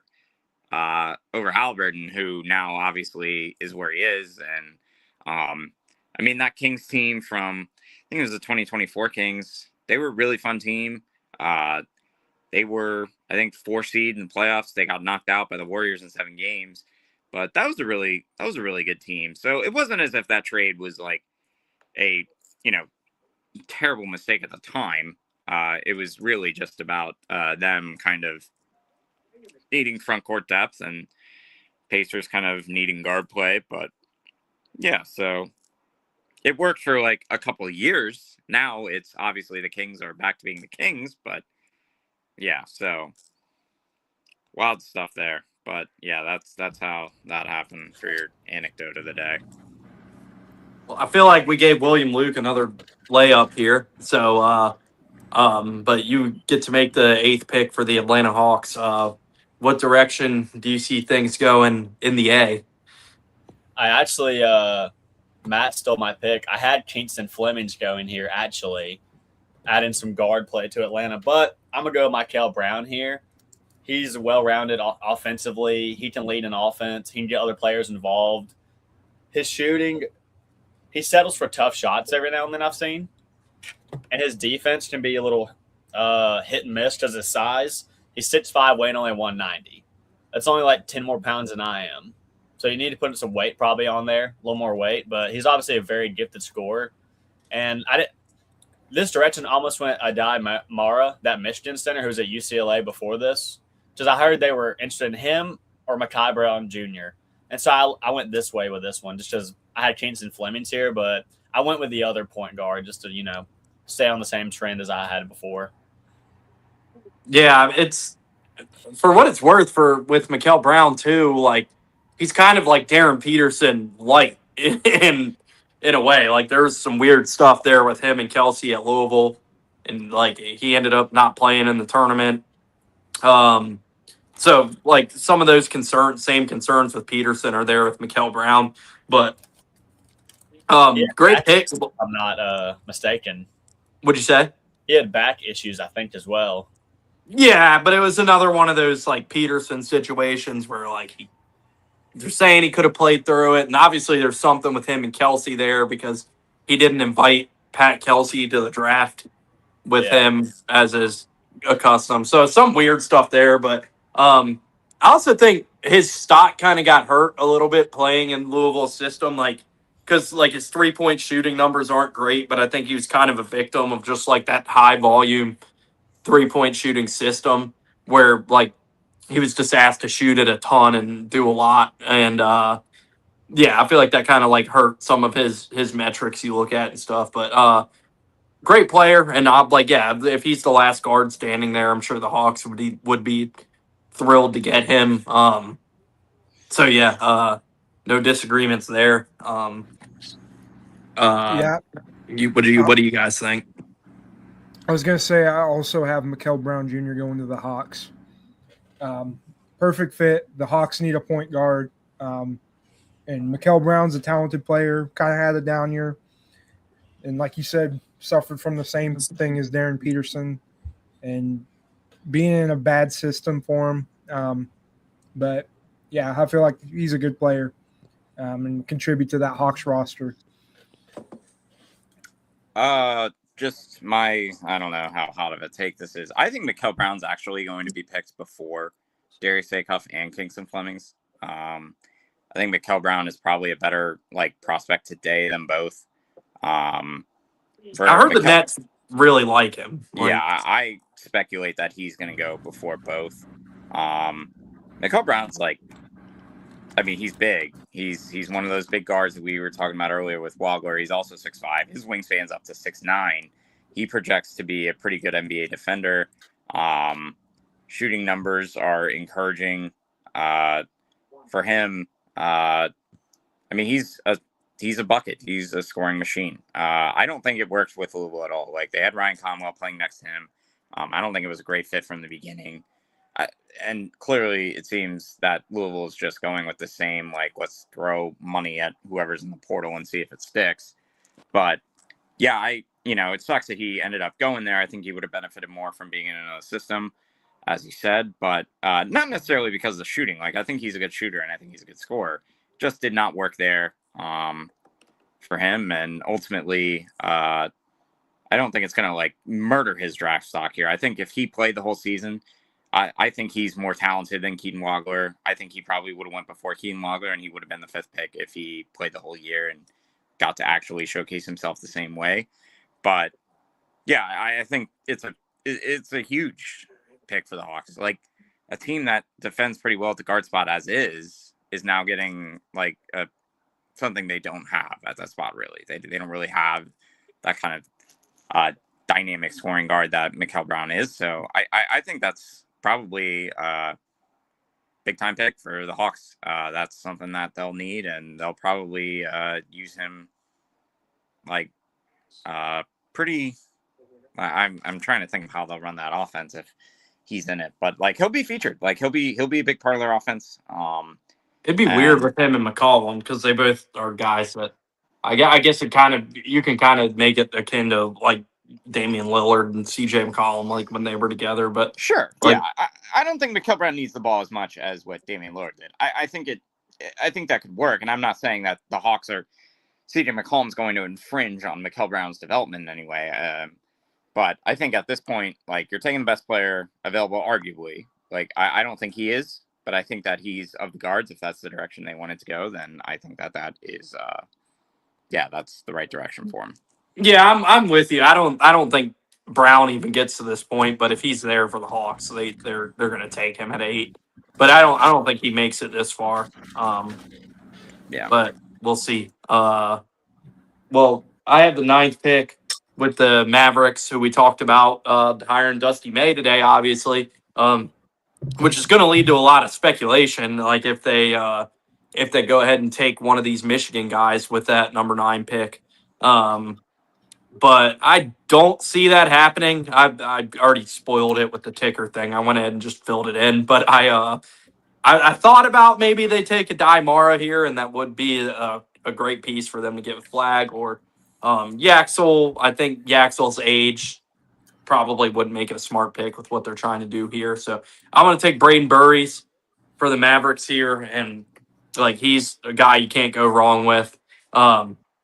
One of the best scorers in the draft. Like all these guards are just incredible scorers, and really like you're going to get it on both ends of the court with Braden Burries. Like of all these guards, I think like right now Burries is probably the best defender of the whole group. So if you're going to get a can't miss 2-way guard, great piece to put there alongside Cooper Flag that they're going to need. I don't think Dusty May is going to come in like second day on the job or first. I mean, they haven't even officially announced him, but I don't think he's going to be in the draft room like, I want a Michigan guy. And Messiah Jerry's going to be like, yes, sir. It's like some people think. So maybe that happens. I don't see it. And I mean, I know Dusty really likes Braden Burries here, or too. Like he's very complimentary of him when they were getting ready to play Arizona in the Final Four. So I think Burries is the pick here. I think he's going to be awesome, like all these guys. And yeah, I don't know if Burries profiles more as like a wing or a guard. They'll kind of have to figure that out when they get him. Because he could. I think he could end up being more. I don't know if it's crazy, but I think he could end up being like more of a 3 wing kind of player in the NBA than a 2 guard. But I mean, as of now, he's listed as a guard, so we'll see what ends up transpiring with that. But I think Burries is the pick here, and yeah, he's another just like all these guys we talk about. Like there hasn't been a player mentioned so far where I'm like see like a lot of like bust potential just from like a basketball standpoint. Like Burries is going to be a great player in the NBA, and I think that's the best pick Dallas, a team in a rebuild, can make here. Yeah, Burries is solid. I mean, I would say today probably is the 2 guard. That could obviously change in the future. I don't know if he's necessarily big enough per se to guard NBA threes yet, but we'll see. If I were the Mavericks in this situation, I would 1,000% take Adimara if I were running them, if I were in charge. But I agree with you. I don't think they'll go that direction. I think they'll probably take Braden Burries also. So I think that's probably where they'll go. But they just need pieces. Like they're still at that point in the rebuild where like they got to go best player available and just get pieces to put around Cooper Flag here. And like I think at this point in the draft, like with it like being like everybody who's been taken so far, like Burries is the best player on the board. Yeah, I think I agree with that. Yeah, it's hard to argue. I don't know if he's the best player on the board for them or on the board in general, but maybe for them, like he fits the timeline, as you said. It's a pick that makes sense for them to pair him with Cooper Flag, and they need guards. As you said, like I don't know how much longer Kyrie Irving will be a member of the Mavericks, but yeah, I think ultimately good scoring guard is never a bad thing to have. So for them, I think it makes sense. All right. Well, Jacob will be on the clock next with the much speculated about Milwaukee Bucks making the 10th pick. But we will see what happens with Giannis. So, I mean, you got an interesting, I guess, thought process here when you make this pick, because like you make this pick with the assumption that Giannis is there or not there, and that could kind of change like how you go about this pick. Which I'm sure you've thought about, like how you're going to approach that. But however you decide to approach it will lead to who the Bucks select here, I'm sure. So with all that being said, who do you have Milwaukee taking here? I'm going to approach this with the assumption Giannis is not back. Without further ado, I'm going to take Nate Ament here. Just gives them a versatile, forward. Sort of what they did with Giannis, trying to the Bucks previously did with Giannis, develop a raw prospect. Give them a versatile player. Just to build around, and also assuming it's going to be either Jaylen Brown or Tyler Hero at the 2. So you'll have a scoring guard there. I feel like this slots in perfectly if Giannis isn't there, and kind of gives the Bucks more versatility to build around.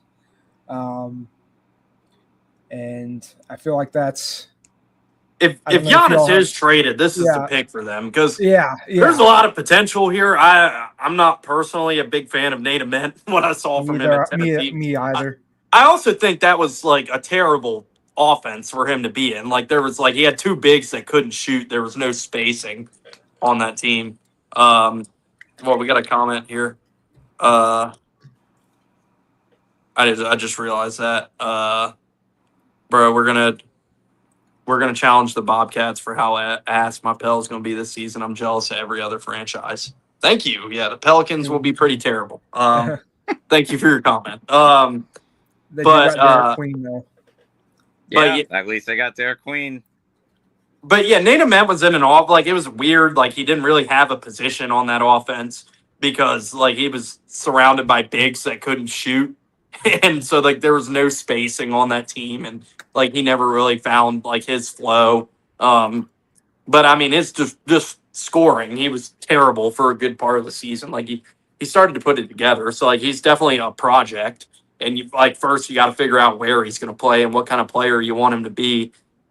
And then after that, he's got a long way to go. He's one of the most. But if Giannis is traded, then he's you're going to have other assets, and I feel like he's the kind of project guy you take if Giannis is gone. So, but I'm not high on Nate Ament with that being said, but we'll see.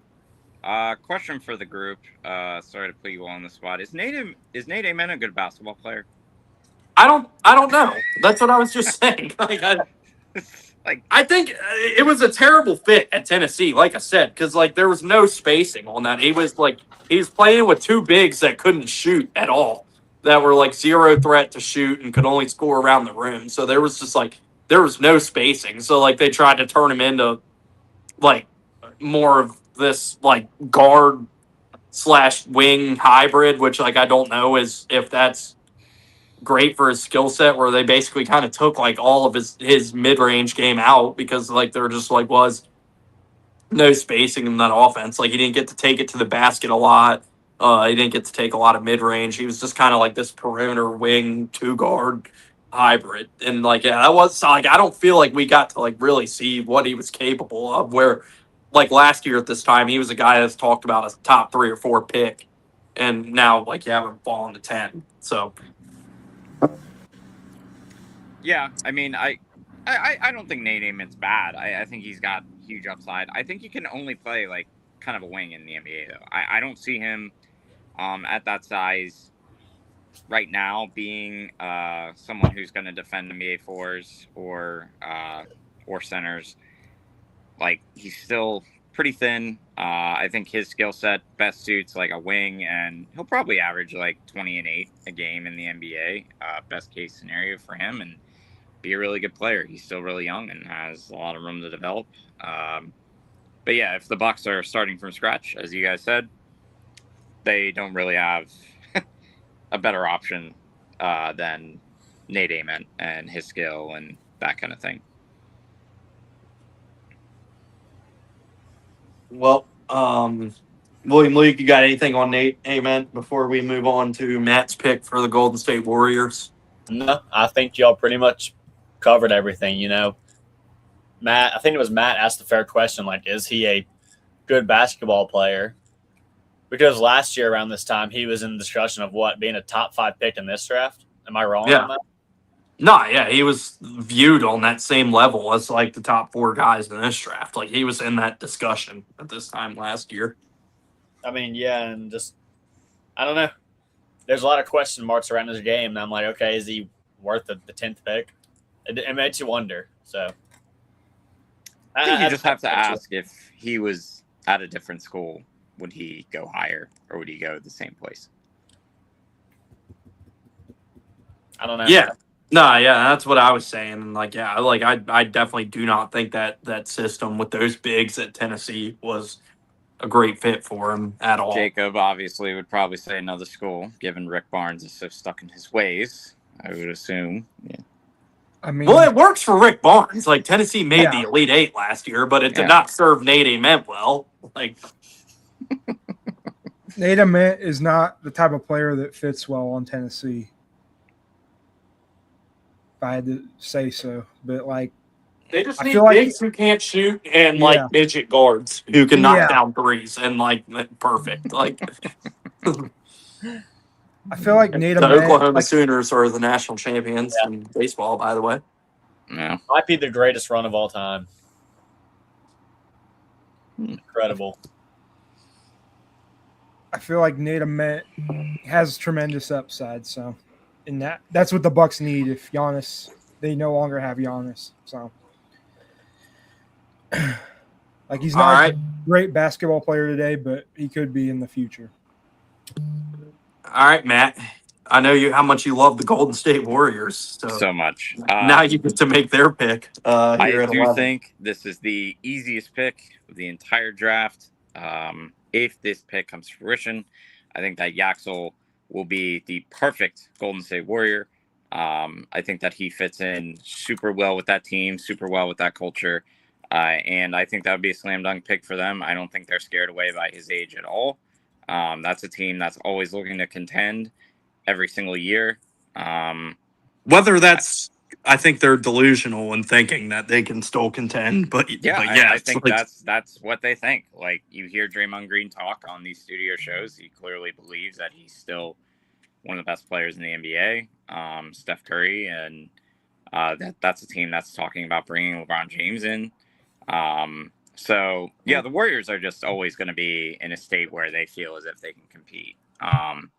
As you said, I don't really agree with them, but I think Yaxel would be a home run for the Warriors, and just like everything that he brings to a team, he can play right away because he's so old and seasoned. I think he fits right in.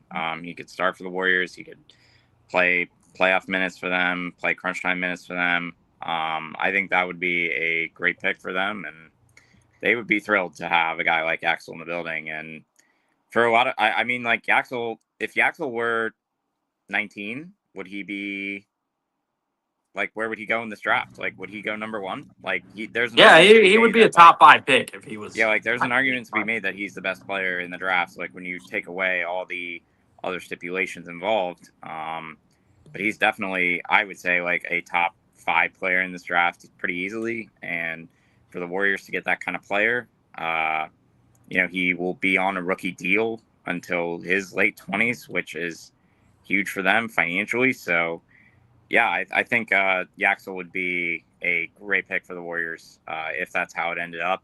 That would be such a beautiful fit. Like I think he hit like 53% corner threes last year, and with Steph, there's he'll be able to get open in the corner there and just knock down like that's his shot, and if he can knock those down, that's a fantastic fit for them.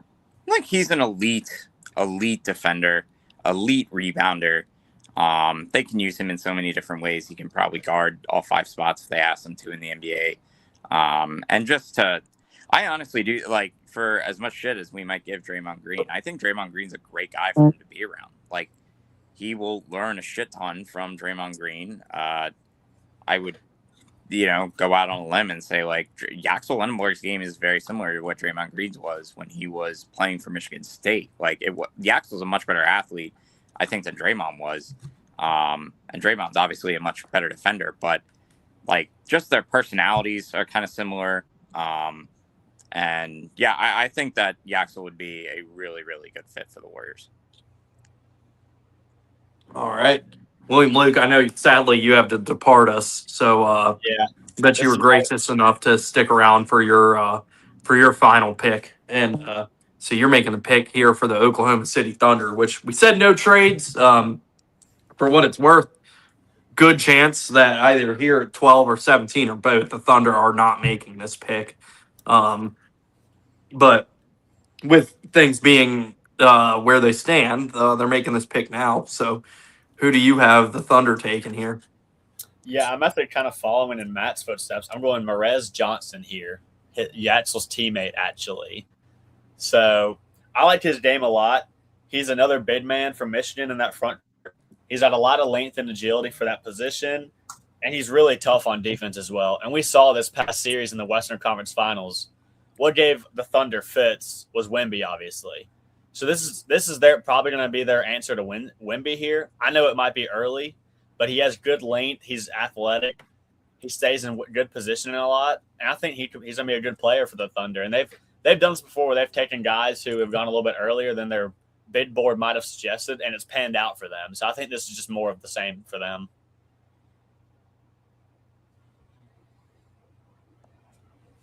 Well, I think that there is a very good answer to Wemby here, but I do not think it is Merez Johnson personally. I would take. I think that if the Thunder have the chance to take an Imar, they should do it immediately.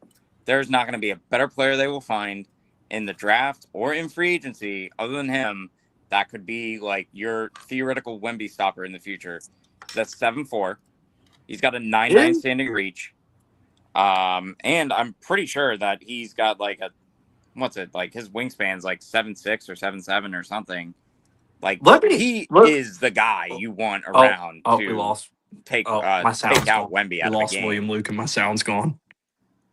But yeah, I would definitely say that Adimar has to be just for how bad Chet Holmgren played. If there was a trade there, it would probably be Chet Holmgren leaving, I would guess. And then if they could put Adimar into that spot, I would say that I still think that he's the most valuable player to the Michigan team. I do not think Michigan would have gone nearly as far as they did without him.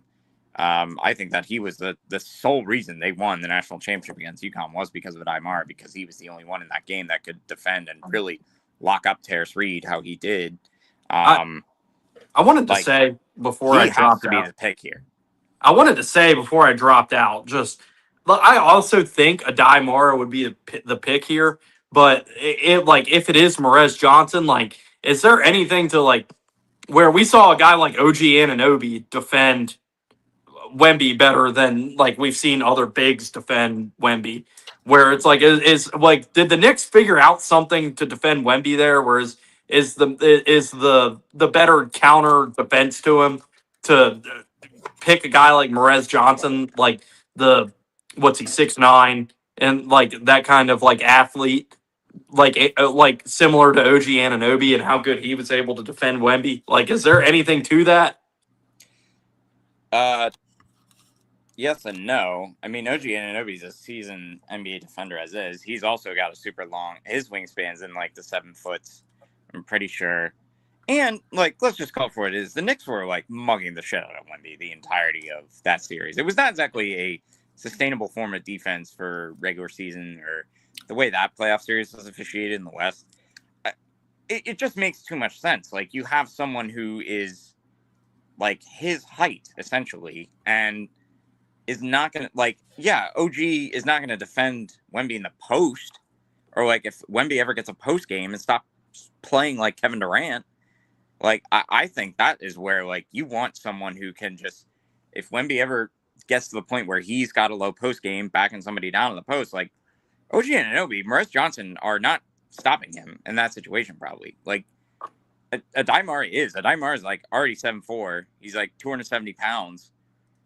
You have someone right there. And if you're Adimar, it's a perfect fit for the Thunder because he's such an elite passer that his role in that offense would be increased dramatically, and they'd be way tougher to guard, just because of his passing ability. He's basically a long lost Gasol brother of sorts. That's the kind of player I feel like you're getting with Adimar, but I feel as if that would be the pick that the Thunder made just because of the PTSD of Wemby, because Chet Holmgren would be one of the guys who I feel as if they would probably try to offload if they could. Adimar just makes so much sense. Like, just it would be just a really, really stellar fit for how they defend. He would be great for setting screens for them because that was one thing they lacked. Like, Chet Holmgren's screens were horrible in the playoffs. I know it's not something that people like really spend time looking at, but like Adimar screens versus Chet Holmgren screens are total game changer, especially for the like what Shea wants to do and how their guards want to get in the paint. Like, yeah, I think that would be a game changer for the Thunder's franchise if they got that kind of player. I know. I agree that Mara would probably be the pick here. I think they might trade up and get him as it is, but Yeah, I feel like the that rules could were be set, and William Luke took Morez Johnson. the play. I kind of looked at this whole section of draft differently just because of recent news. I had Yaxel going at 9 to the Maverick. It was 9 to the Mavericks. And then I had Mara going to the Warriors. And then I had Braden Berries going here to the Thunder. But whoever, it's kind of all screwed up now. But if Mara was here, I 100% think the Thunder would take him. Well, yeah, every team outside of the top 8, that should be in a Adimar spot. Like, you will not find a better, like, maybe besides like Yaxel to the Warriors, there is no way. Like, Adimar would be perfect with the Mavericks.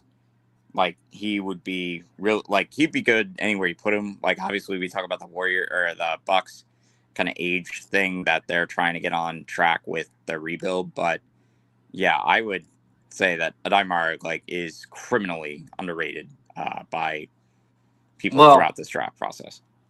That's a good segue because I'm making the next pick, and I thought about changing my mock on the fly here with the Mara still on the board, but this is one spot. So this very well could be the Bucks making this pick at 13, but right now it's the Heat, and we're like just playing the game and assuming it's the Heat. I don't think that's an Mara fit with Bam Adebayo there, because you're not going to have any I was spacing just looking then. at that. Yeah. So yeah, that would be no spacing if you put those two together. So I thought about doing it just because like it seems crazy him getting this far, but I just don't if I'm picking for the Heat and I'm Pat Riley, I don't see the fit putting a Mara and Bam Adebayo in the same front court. I don't know how that would work out, so I'm gonna stick with my mock draft and I'm gonna take LeBaron Philon here for the Heat at 13. They desperately need a guard that can get downhill, get to the basket, and score. He's another guy, like, the defense is terrible with him. So bad. Yeah, it's atrocious. So, like, he would probably be going higher if that wasn't the case. But, yeah, the Heat, like I said, there's a good chance they're not even making this pick.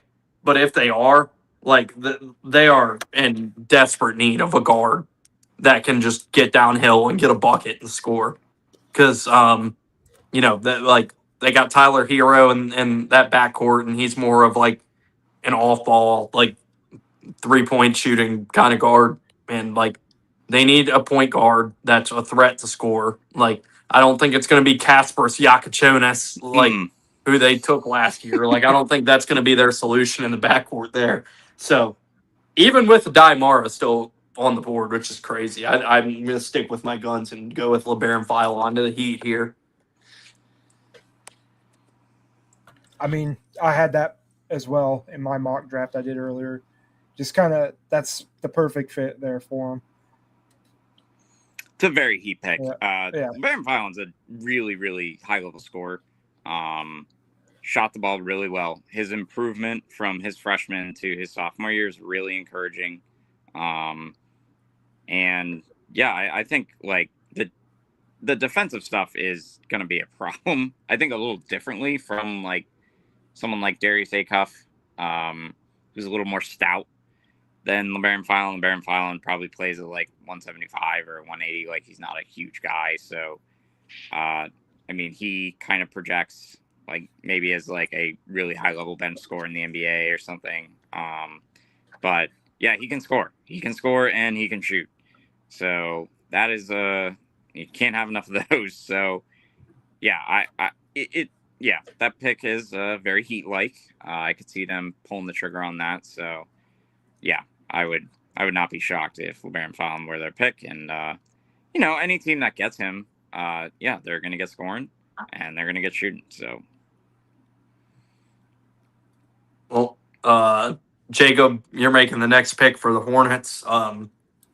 I would assume that this is where our slide of Adai Mara stops, but unless you have something else in mind for the Hornets, but yeah, they need front court depth, so I feel like you have a layup there. Yeah, I mean, Adai Mara or Steinbach is who, or Heinz Stockbach, or I can't pronounce his name. Hannes Steinbach. There you Steinbach. Go. Very German. Steinbach is who I originally had going to the Hornets. But since the Daimar is here, I'm going to take him because I don't see him falling this far. But yeah, perfect layup. The Hornets need front court depth, so yeah, they have nothing in that front court. So like they would be thrilled if Daimara was here. Mm-hmm. Yeah.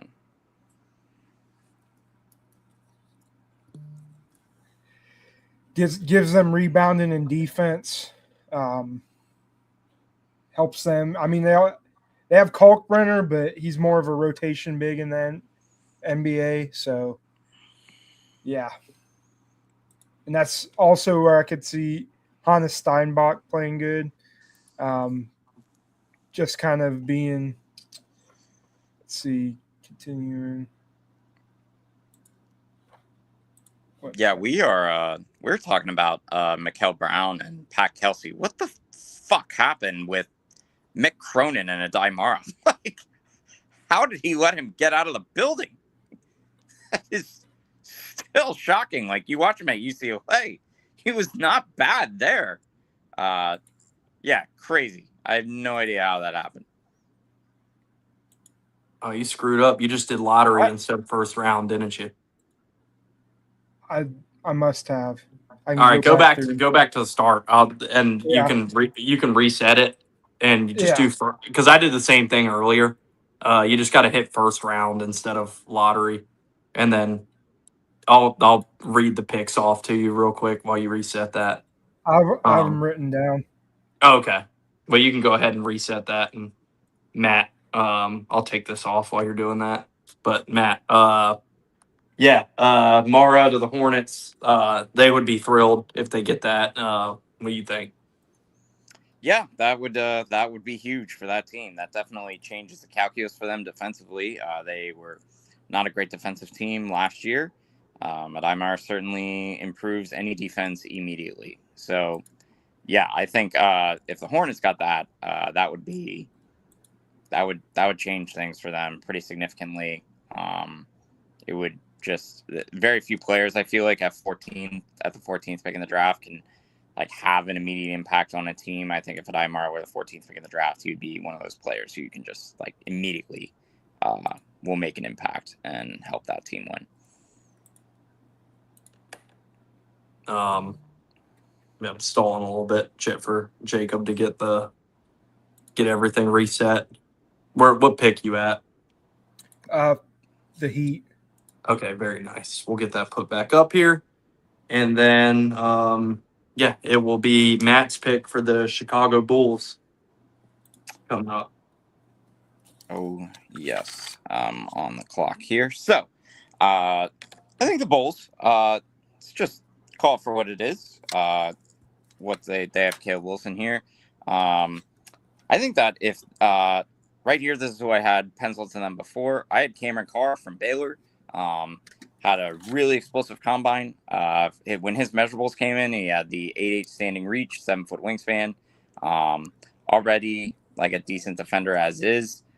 Shot the ball pretty well for Baylor. and he rebounds really, like, he hits the glass hard. So as a guard in the NBA, that's another luxury to have within your team. I think that right here, we just talked about the Bulls kind of addressing front court stuff with Caleb Wilson. I think Cameron Carr makes the most sense here. With LeBaron Fallon already off the board, they might feel a run on guards coming. So I would see Cameron Carr being a really nice fit for the Bulls. That is also who I had mocked to the Bulls. So, I had him going later, slightly later.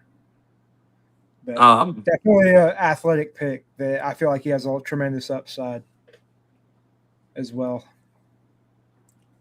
Yeah, that is half the battle for him. Oh, I got a little bit of a pickle because I did my mock assuming Darren Peterson was going to be a Grizzly, and I feel like that kind of changes my – because I don't know if they take another guard if they end up with Darren Peterson in this situation, so I got to think about who I'm going to pick here now.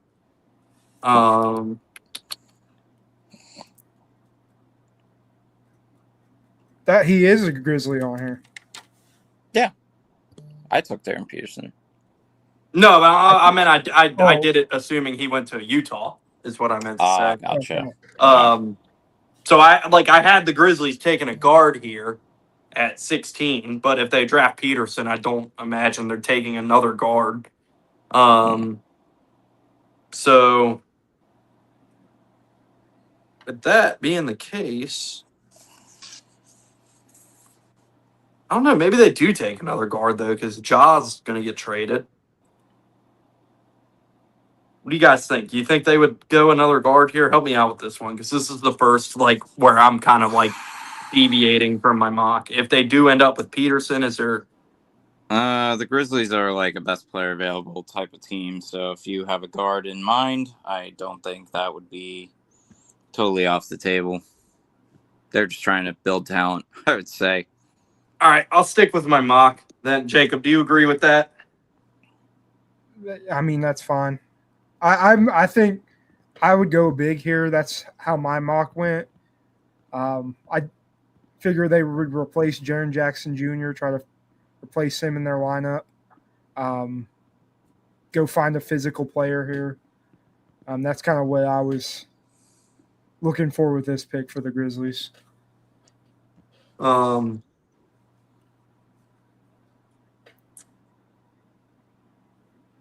Yeah, I see what Matt's saying where they're just going best player available, but yeah, that would be – you know what? I'm just going to do this because I feel like I had him too low, and I don't really have anything to add on the pick, but I feel like it would make sense if they already have a guard. I have nothing to add, but I'll go ahead and put Kareem Lopez in here because I don't know a lot about the guy. He's mocked anywhere from – I've seen him as high as 10. Down to 20, and I had him a little lower on my mock. I don't really know. I haven't dove into his tape to know enough about him as a prospect. But, yeah, this could be a spot for him since I'll just say I had Christian Anderson here as my pick, who's probably the best shooter in the draft. And I had him as my pick originally. But with them taking Peterson, I'll go ahead and say they don't double up on guards and they go Kareem Lopez here. I have nothing really to add about Kareem Lopez. He's big, athletic. He's a talented prospect. First Mexican-born player to be picked in the first round, I believe is what I heard, which he will be tomorrow. He's going to be in the green room. So, yeah, I don't know if either of you have dove into Kareem Lopez tape a lot, but I'll say this is a Kareem Lopez spot. I haven't done much research on him, but I had him going to the Bulls. That's where I had him going at 15.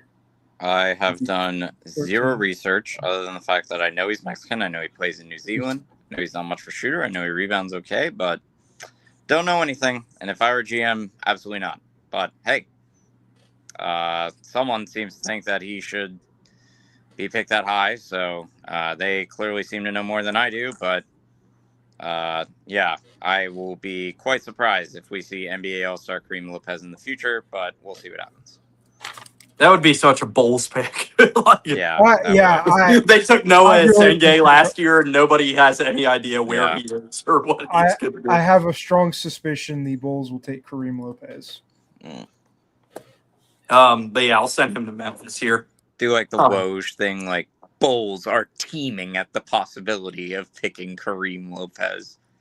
Windhorst said earlier he's not falling below 20 when I was watching their preview earlier. So I had him far below 20 in my mock, so to save us from looking dumb, I'll put Kareem Lopez at 16 here. In my mock, I had them taking Chris Sinak. Get a physical Houston player. Well, they're going to get Kareem Lopez. Yeah. I'm sorry, I don't know much about Kareem Lopez. I hate making this pick and just being like, yeah, I don't know nothing about this guy. Yeah. We've already spent too much time on Kareem Lopez. Yeah, so. Jacob, you're on the clock for the Oklahoma City Thunder again here at 17.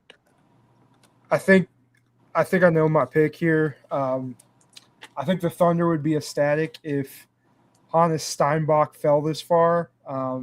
That's who I'm going to take. I feel like he has of course, the Thunder need bigs. They're probably going to be looking it's a possibility they lose Isaiah Hartenstein and Chet Holmgren very soon. So go get a big that averaged over a double-double at Washington this year. Has tremendous upside. He was a real good scorer at Washington. So, yeah. There is. You made your pick.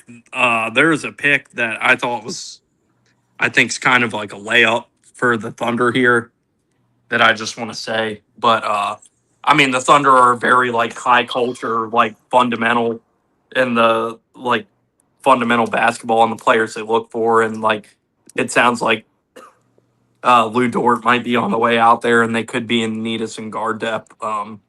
I think Bennett Sturts, if the Thunder keep this pick, would be a great fit rotation guard for them there, especially if they need to replace Lou Dort and others if they keep unloading guys to try to get under that second apron. So I personally thought Bennett Sturts was the pick for them here. But Steinbach, another guy. I didn't watch a lot of Washington basketball last year, so I don't know a lot about him as a prospect. But I do agree with Jacob. I think that the Thunder would take Hannes Steinbach in that situation. He led the nation in rebounding, for one. And, I mean, he could score while shooting a respectable enough percentage. If he could shoot a respectable enough percentage at the NBA level, should be a really good pro. Like, he wasn't useless on defense. He's got like a 7'2" wingspan there. So he can, he projects as a plus defender at the NBA level. And yeah, with his rebounding ability and everything else, he should be a decent pro at worst. So yeah, I would say the Thunder are probably happy to have him if he fell to that pick. The only devil's advocate to Bennett Sturts to the Thunder is that he doesn't defend. So I think that would be the only the Thunder are really, really high on the prioritization of the high-level defensive guards, and Bennett Sturts would kind of go away from that. It would be really hard for them to. One of the reasons that Shea is able to do what he does is because they have Dort and Alex Caruso. So I think that for the Thunder, it would make more sense for them to try to go for guards that defend well. But Bennett Sturts is a unique case, so I could see him going there if it fell that way. I know it's funny you mentioned Lou Dort possibly leaving the Thunder. In my mock draft, I had him taking Braden Berries, and then at this spot, I had him taking Jaden Quaintance in my original mock draft. Well, Matt, you're up next with the Charlotte Hornets at number 18, making their second pick of the first round. Who do you have there? Well, I think the Hornets are, considering they just got a Daimara in a great steal situation here. They need definitely need more front court depth as well. But I do think that they're in a unique situation where they can continue to add more scoring. So we are going to give the Hornets Ibuka Corey from Stanford. I think that he is probably the best, like pure, just scoring guard that you can find at this spot. I think it, would make sense for them coming off the bench in that situation. It would give them more depth. There were some times where they lacked depth in their backcourt. I think Ibuka Corey would do them pretty good at that spot. High level shooter, really underrated passer. Had some great college games there for Stanford. Thought they were going to be able to keep him another year, but ultimately, should be pretty high pick here. So yeah, We for got the William Hornets, Luke's in the comments. there you go. Adding to the already very good guard arsenal of the Hornets. So I mean, I'll get to it next because I'm making the next pick. I don't think a Corey would go over Christian Anderson personally, because he's a little bit undersized. I don't think he's as good of a shooter as Christian Anderson, but well, they're like the same great. size. I mean, Ibuka Corey's bigger than Christian Anderson. Is he really? Yeah. Oh, I misspoke, but I don't know. I like Christian Anderson more as a prospect here. Yeah, I don't see Christian Anderson falling this far probably, but I mean, I'll pencil him in for Toronto, and we'll talk about them. But Jacob, do you got anything on Ibuka Corey before we move on to Christian Anderson?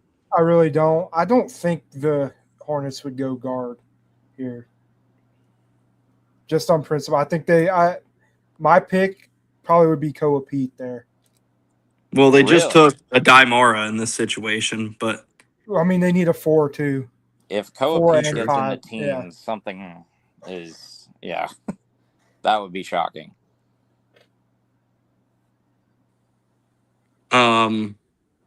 Well, I'm taking Christian Anderson at 19 for the Raptors. Like I said, he's probably the best pure 3-point shooter in this draft, and like they need shooters desperately there. Their backcourt is horrendous. They were one of the worst 3-point shooting teams in the league. So I think this would be a great pick for Toronto at 19. Guy they could really use. So I'll take Christian Anderson out of Texas Tech for the Toronto Raptors there. Anybody got anything on that one? Not really. I mean, he was an elite point guard. Raptors really need help with their guard play.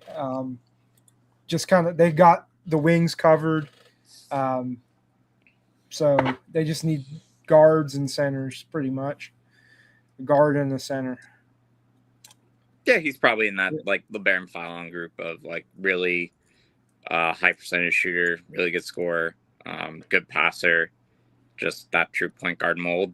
Just a little like undersized to the point where it might impact the defensive side of things. But I like Christian Anderson a lot. I would think that for the Raptors there, that would be a good spot for him. I think that Detroit would be a team that is like craving that they would trade up in this situation if Christian Anderson were available. But we'll see. William Luke asked, would Todd Pettiford be a first-round pick in this draft? I'm going to say no because he's too undersized. Yeah. He's very undersized, and this is a very guard-heavy draft. So I think with the amount of guards in the first round here, I think he would suffer from that. So I will say no to that question to answer it. Yeah, agreed. So I got Christian Anderson at 19 to Toronto. Jacob is up for the San Antonio Spurs, the Western Conference champions. I think the need is clear here. They need backup bigs because like they couldn't stop anybody when Wemby was off the floor, and Wemby it was such a liability whenever Wemby had to check out here that I feel like big would be the move here, but Jacob, you're making the pick. So I Okay, don't I'm know if back. you're thinking the same. I'm back. Okay. I didn't know you were gone. As my screen started lagging, you must have been able to see me, but I couldn't see you all. No, I saw you the whole time, buddy. Okay. Well, you're up for the Spurs here. I think the Spurs here have a very clear need of what they need. And I'm going to take him. I'm going to go Bennett Sturts here. That is not what I thought their clear need was. Point guard. They do need a point guard.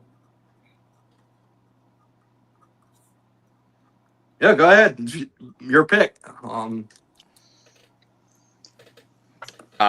First of all, the Spurs do not need a point guard. They need an adult, carrying the ball up the floor. They just the implosion that took place in that finals that alone could justify the pick of Bennett Sturts. I mean, like Dylan Harper should be the point guard.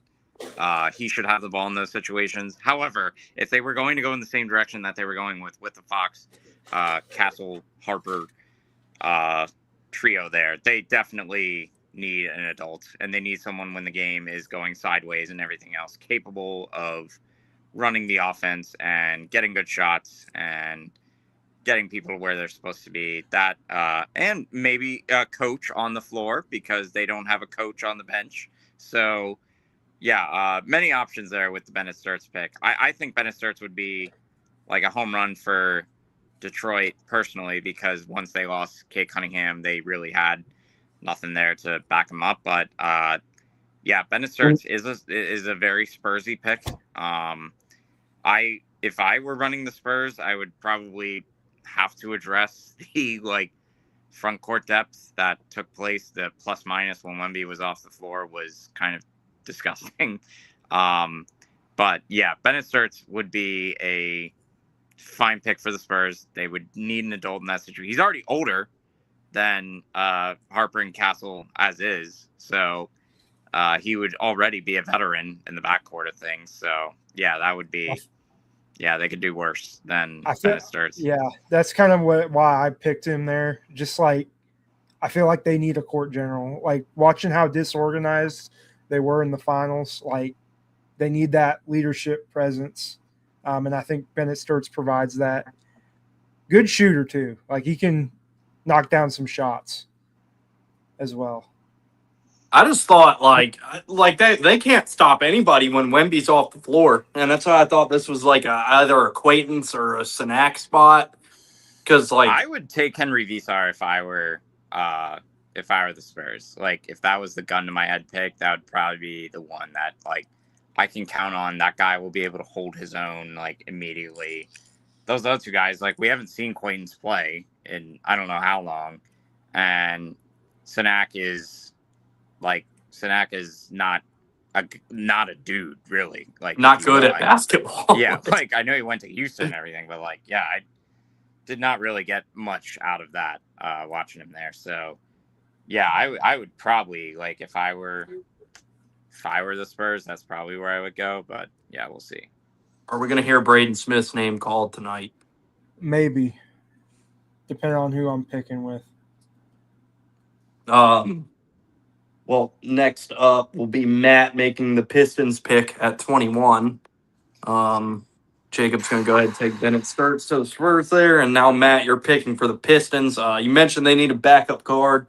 I've had in every mock I've done, I've had a Corey here, but he's now off the board. I think that would be a home run pick for them if they were able. But, yeah, it's kind of like a weird spot because all those, guards just went Corey Anderson and Sturts back to back to back, and that's a need for the Pistons here. So you're kind of in an interesting spot to figure out where the Pistons go here now with all three of those guards in this range going off the board.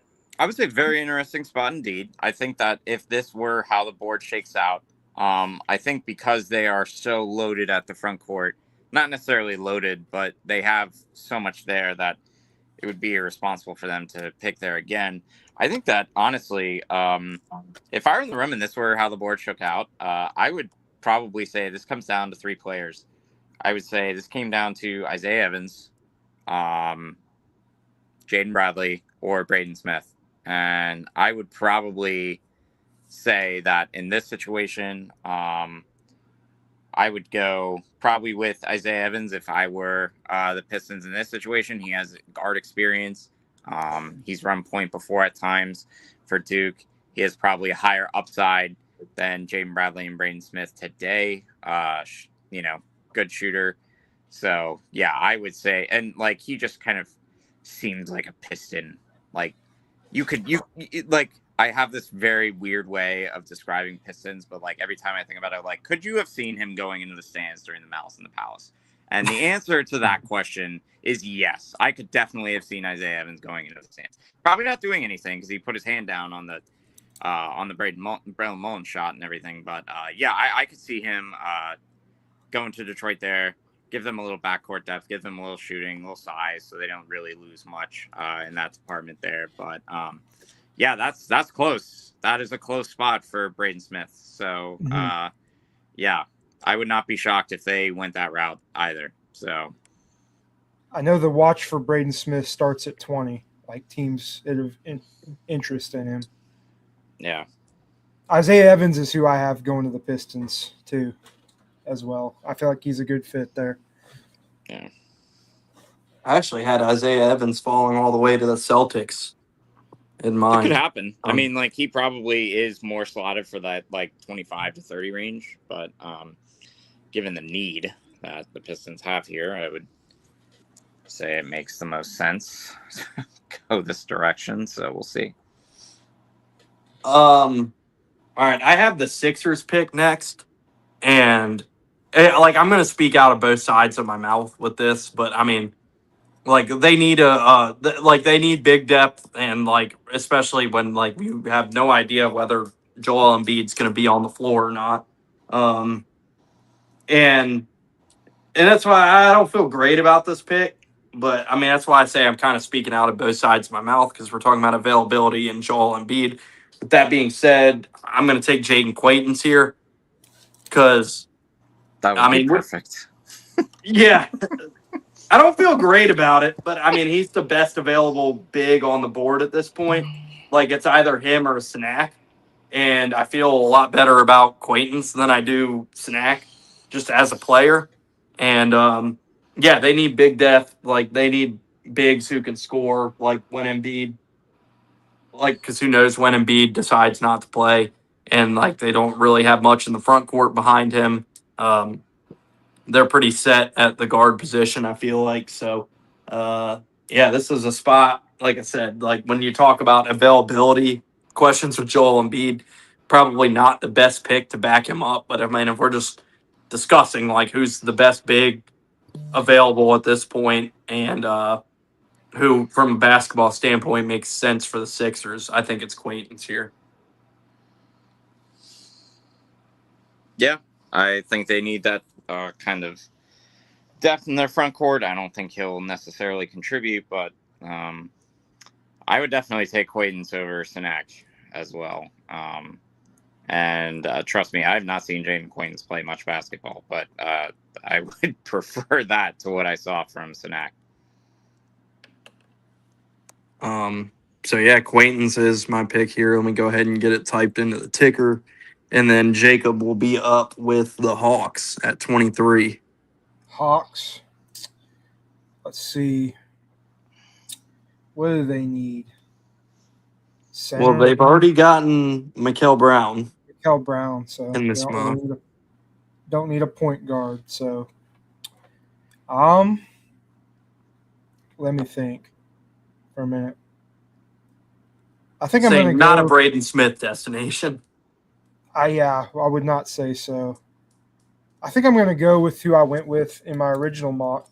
I'm going to go Dalen Swain here. Swain's a riser in this draft. Yes. I feel like that's a great spot for Swain to go. I wouldn't be surprised to see him go higher than this. I mean, he's big. He can defend his ass off. Teams, like, he had a great combine. Teams are bullish on him. And, his size and athletic ability. And how good he can defend. So yeah, that'd be good. I wouldn't be surprised to see him go higher than this, but yeah, that would be if he falls here, that would be a great pick for him. He really impressed me in March Madness. Yeah, and he had an awesome combine and impressed a lot of teams. Mhm. You got anything on Dalen Swain, Matt? Yeah, big fan of Dalen Swain. He actually had a pretty decent regular season, and then took his game, it seemed, to the national level, national spotlight in the NCAA tournament. Just like a really prototypical NBA wing. Just super, super athlete. Probably going to rebound the ball really well. So, yeah, I would say that he'll probably have like a good 10-year career. Probably, I don't know how good of a player he'll be, but he'll definitely be in the NBA a while. Matt, you're up next. You're making the pick for the world champion New York Knicks. That's enough out of that. That is such fake news. So, looking at this draft board here, the way that it's gone, so the Knicks. What do the Knicks need? The Knicks, the world champs. Yeah, the Knicks need. I hate the Knicks too. We're I think similar. Yeah, I could do a whole pod on my hatred for the Knicks, but for me, with the Knicks, I actually think their games kind of went sideways. Also, one of the places where the Spurs really missed out on attacking them was the Mitchell Robinson minutes, and I think that the day that they can end that Mitchell Robinson era is going to be a day that the Knicks are very happy with. Well, he's gone. He's a free agent. Oh, yeah. Dolan couldn't wait to say at the parade of all places that we're not going into the second apron. What a time to bring that up. But I don't think Pete's an option here. I just don't think he is that kind of player that the Knicks would be looking for. Visar could be an option, but I'm not really sure how he translates there. Terrace Reed could be an option there. But for the sake of the mock, and for the sake of some fun for everyone, I'm going to say the Knicks play to the crowd here, reach for Zuby Ejiofor, and take a big. That is one of their own, if you will. So I'm going to take Zuby here for the Knicks. I do think Zuby will be a pretty decent pro. Good interior scorer, good rebounder. And yeah, he's someone that I think that the fans will be all over if he's a pick there for the Knicks. all right. Get that put in here.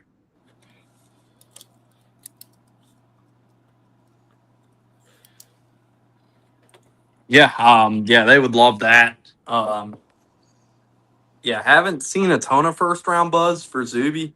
I was also just eyeing that Braylon Mullins is on this list. And Condon. Yeah. Not the most updated big board I see here. But yeah. So next up would be me picking for the Lakers. And I feel like this is an easy pick for the Lakers if he's still on the board here. They need bigs. So this is Vasar here to the Lakers. They can't stop anybody in the front court. They need a big desperately. I feel like Vasar would be the best if he gets to them at this point. I actually had the Knicks taking Vasar in mind. You mentioned it. In my original, I have the Knicks taking Vasar, and I had the Lakers taking Koa Pete, but I think they would be much happier to get Vasar over Koa. So, so I will take Vasar here for the Lakers. Yeah, they definitely need a center very badly. It's a pick that makes a lot of sense for them, just out of need alone. Jacob, you're up for the Denver Nuggets to get Jokic and Jamal Murray, another running mate there. So, who do you have the Nuggets taking at 26? Getting down to it. Let's see. 26 Nuggets. Let's see. I think if they... Let me think about it for a minute. So see who they point guard need. I think I'm going to go.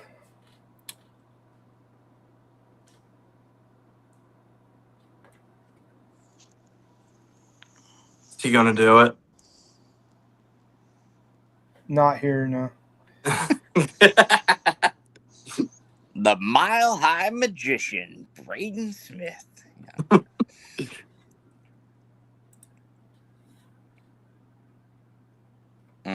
Clock is ticking.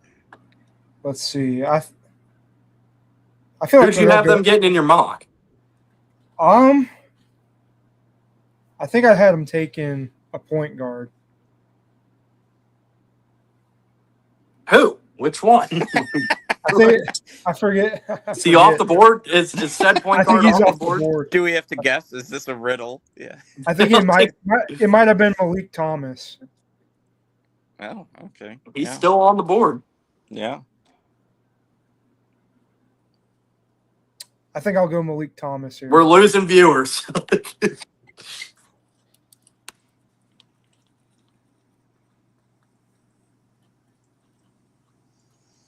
Yeah, Malik Thomas is a guy who should have a better NBA career than college career. Obviously, there were a lot of people coming into Arkansas who thought that he was not going to be able to play with Darius Aikoff. So it actually worked out pretty well for him. He had a decent year there. He's probably still going to grow some. He is from this private school in Pittsburgh, Lincoln Park, who they found him from a pretty young age, brought him along, and yeah, he just as a scorer, that's his thing. He didn't really get to show a ton of it because of playing with Aikoff and he had the ball all the time. But yeah, Malik Thomas, I think he'll be a pretty good pro. Yeah, I mean, have a good combo. Potential to turn into running mate with Jamal Murray. Give the Nuggets much needed point guard depth. So that was my logic on the pick there. Sorry, I kind of lost track of writing these down. Jacob, who did you take at 23 for the Hawks? Dalen Swain. That's right. Sorry, I'm just writing these down real quick. All right. I just now realized Braylon Mullins came back. Or whenever you said that, I was like, this list is like, I was texting Travis about it. Yeah. Yeah, I forgot he had come back. All right. Matt, you were up for your beloved Boston Celtics at 27. Another, like I said, if it's not the Heat, there's a good chance the Celtics aren't making this pick tomorrow, and they have Giannis on the roster. Yeah, decent chance this pick is not being made by them if that pick goes through. For me, I do think it's going to have to be front court depth. That's what kind of costs them going literally anywhere in the playoffs this year. They had nothing to protect the rim. But I think for this pick, if this board falls this way, I think this will probably come down to probably two guys. I think it'll come down to Alan Graves from Santa Clara or Josh Jefferson from Iowa State. I will be honest. I watched a few Santa Clara games. Like, Alan Graves was a pretty decent scorer and he rebounded the ball well. He did not play that many minutes for Santa Clara. So, like, his efficiency numbers are off the charts. So that's why, like, everybody, I think, is on the Alan Graves train because he's a stretch big who can shoot the ball really well. Bizarrely averaged 3 steals per 36 minutes also.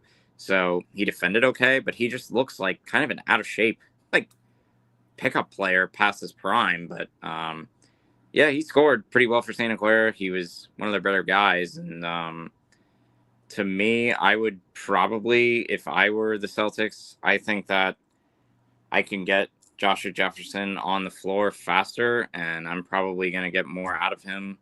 But for the sake of the mock, I will take Alan Graves because he is a shooter, and Joe Mazzulla is going to want to shoot the ball like nobody's business. Allen Graves provides them that, while providing some rebounding and defense as well. So we will have the Celtics take Allen Graves with 27.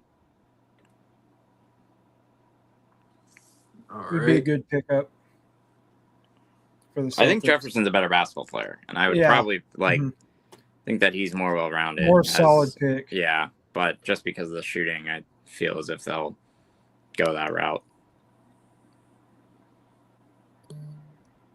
Keep talking about Allen Graves real quick. I had the Wolves written into this spot, so I need to pivot and figure out who the Nets are going to take here. Well, for Allen Graves' case, looks like really smooth. The shot looks smooth.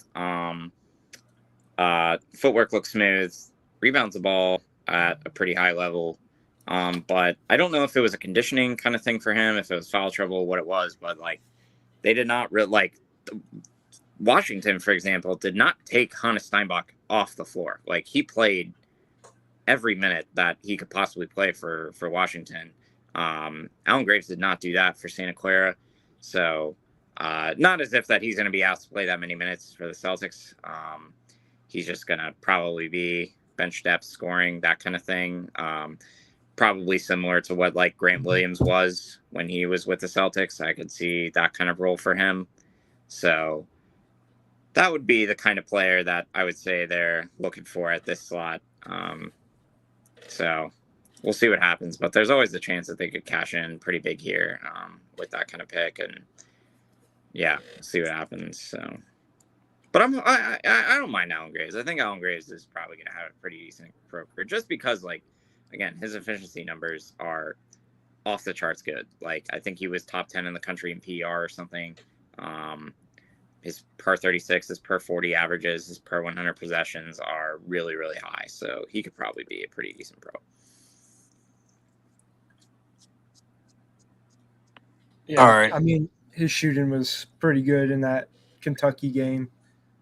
I know I watched him there. He was hitting some crazy shots in that game. I hate that this is the Nets now, and I'm stuck making this pick because what a boring organization they are. And they drafted 5 guards in the draft last year, and ridiculous. Other than Yegor Demon, they all suck. And we don't even know if Yegor Demon's a guard. They have to figure out where he's going to play. They can't shoot. They need talent. I mean, they're getting Akoff, or not Akoff. Or they are getting Akoff in this mock. But so I have the unfortunate task, but just they need shooting, they need talent. That's their best need. So with that said, I think the best player on the board at this point, just kind of looking at some big boards, is Sergio Delaria out of Spain. So I get the boring task of picking the Spaniard that none of us know anything about.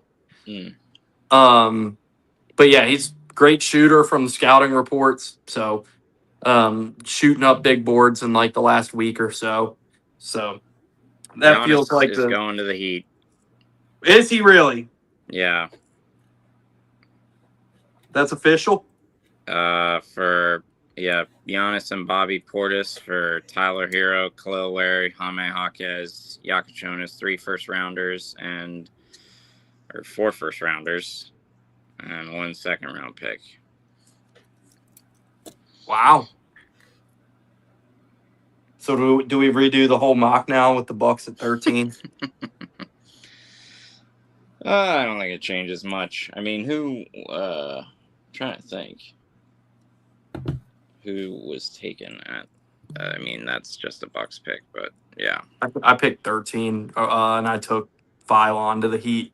Well, and I took there you go. I mean, yeah. Wow. Okay, thoughts on that? Giannis is a Heat. I don't think it changes much for the Heat, honestly. I mean, they really don't have much going for them as is. Still no shooting on that team. They'll probably improve defensively, but overall, like, I don't think this makes them contenders. Yeah, it don't really move the needle for either team, to be honest. I think the more interesting dynamic that comes from this is that, like, what was the Jaylen Brown discussion that, is going to be had here? Is it going to be awkward? I don't know how that's going to be. He's gone. He's gone. Like, knowing how, like, Jaylen Brown's wired and, like, the Celtics have basically been begging the Bucks to take him for the last week, like, they're going to have to find a pivot here and trade Jaylen Brown. I don't know how they trade him. I guess we'll trade him to the Pelicans for Trey Murphy. I don't think there's any way to, like, make it, like, warm and fuzzy with Jaylen Brown again and get him bought back in. Like, it feels like you kind of burned that bridge in your Giannis pursuit and you came short, and now you're stuck with a pissed off Jaylen Brown who's not going to want to play there anymore. Like, try to somehow get Derek Queen away from the Pelicans.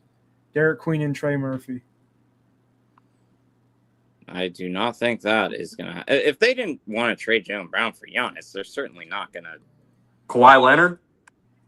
I don't think so. Kawhi's not going to want to go there. Yeah, he's a West Coast guy. You're right about that. I've been saying for months that I have always wanted them to hold out for the Giannis. Or I didn't want them to get involved in the Giannis stuff. I always thought that, like, Jokic is the time bomb that's going to go next. And I don't think Jokic is going anywhere. His game ages significantly better than Giannis's. Jokic is wired different than the rest of these guys, though. I don't think you're going to have to deal with Jokic wanting to go somewhere else and whining or anything. I did see that. You saw Jokic what? To Lakers. The fuck out of here. Who are they going to trade for him? Luka? Yeah, there's not many options there. The Celtics are. I don't know. I feel like you have a hard time repairing that relationship with Jaylen Brown now, though. Well, we'll see. Someone's clearly thinking that. I don't know. Like, Jaylen's probably sticking around because there's no trade out there for him that they can do that'll. Like, what's the trade? I mean, I think Jacob said it. If you can get a package of, like, Trey Murphy and Zion from New Orleans. Maybe. Trade Jaylen, a boatload of picks, Derek White, and get Trey Murphy and Zion coming back. That might be the. And I heard Derek White I forget where they say he was going to. Maybe. I forget where they said. I'll have to look at it. If you can get Trey Murphy and Zion from New Orleans, I feel like that's what you pursue. It's going to take a lot, but I mean, that's a team that needs a rebuild bad. So, I mean, if you give them a bunch of picks and some young players and Jaylen, I feel like maybe you can pull that off and get those two guys. And I mean, the Celtics need a presence inside, and if they can get Zion, yeah, at this point, I still just wouldn't trade Jaylen. There's rumors of trading Derek White for Rudy Gobert to the Timberwolves. I did see that.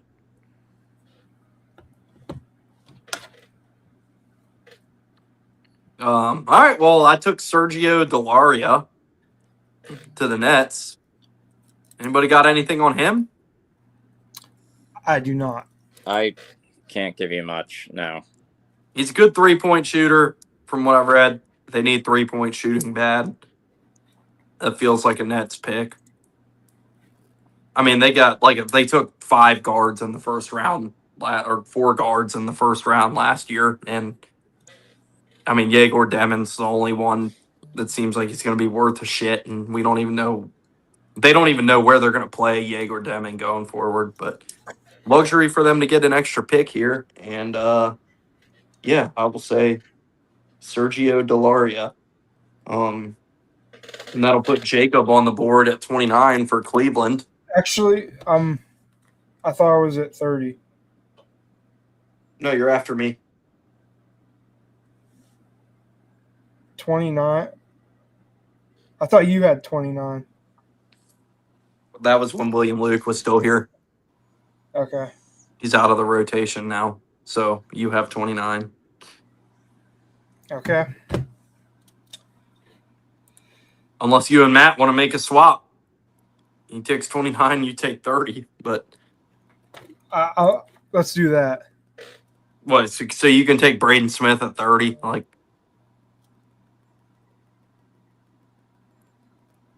you know what? No trades, Jacob. You know what? We've been in order all night.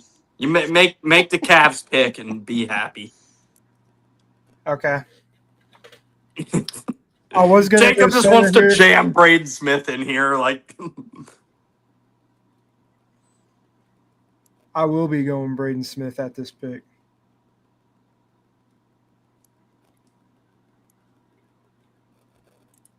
Why?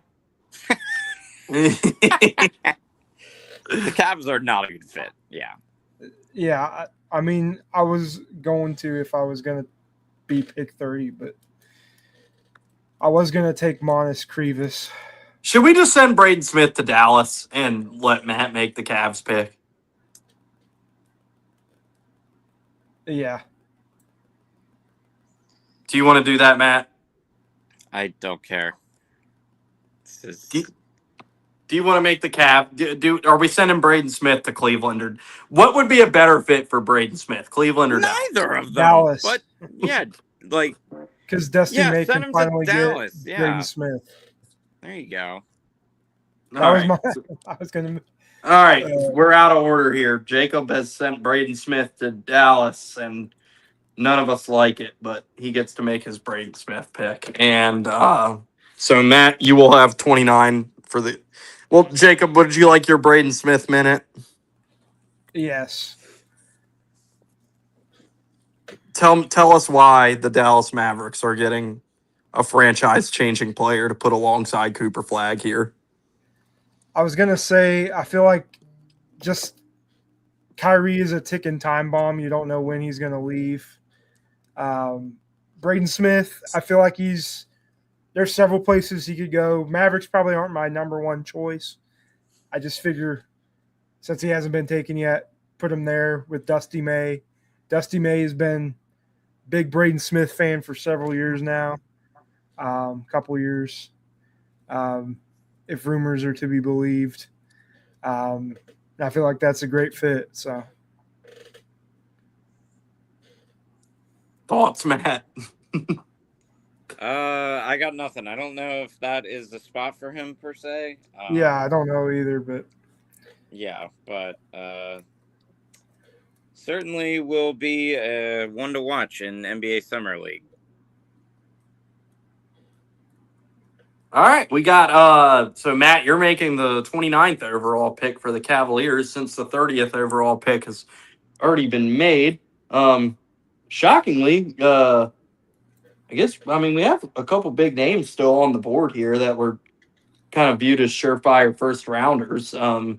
With Sinak, with Koa Pete, with Joshua Jefferson.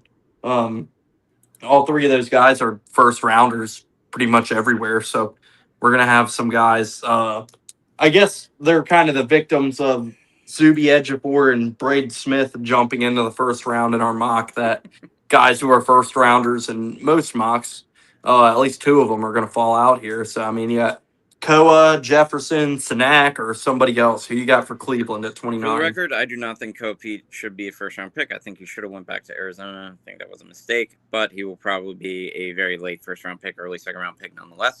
I think Jefferson is the best player available here. I think he almost certainly will get picked in that 22 to 30 range. And, yeah, I think that he makes the most sense. So you're taking Jefferson? Taking Jefferson. All right. Yeah, that would be. I mean, they need a big, so that would be a good pick for them. Yeah, that's our mock. I don't know about. I mean, I'm not a Chris Sinak. I think Chris Sinak and Koa Pete are gonna be picked tomorrow night. The upside is too great with Sinak not to be picked. So yeah. But you're sticking with Jefferson over him at 29. Yeah, probably. Yeah. All right, that's our mock. Jacob, does that show? Oh, he fucked it up. Yeah, I mean, it don't matter.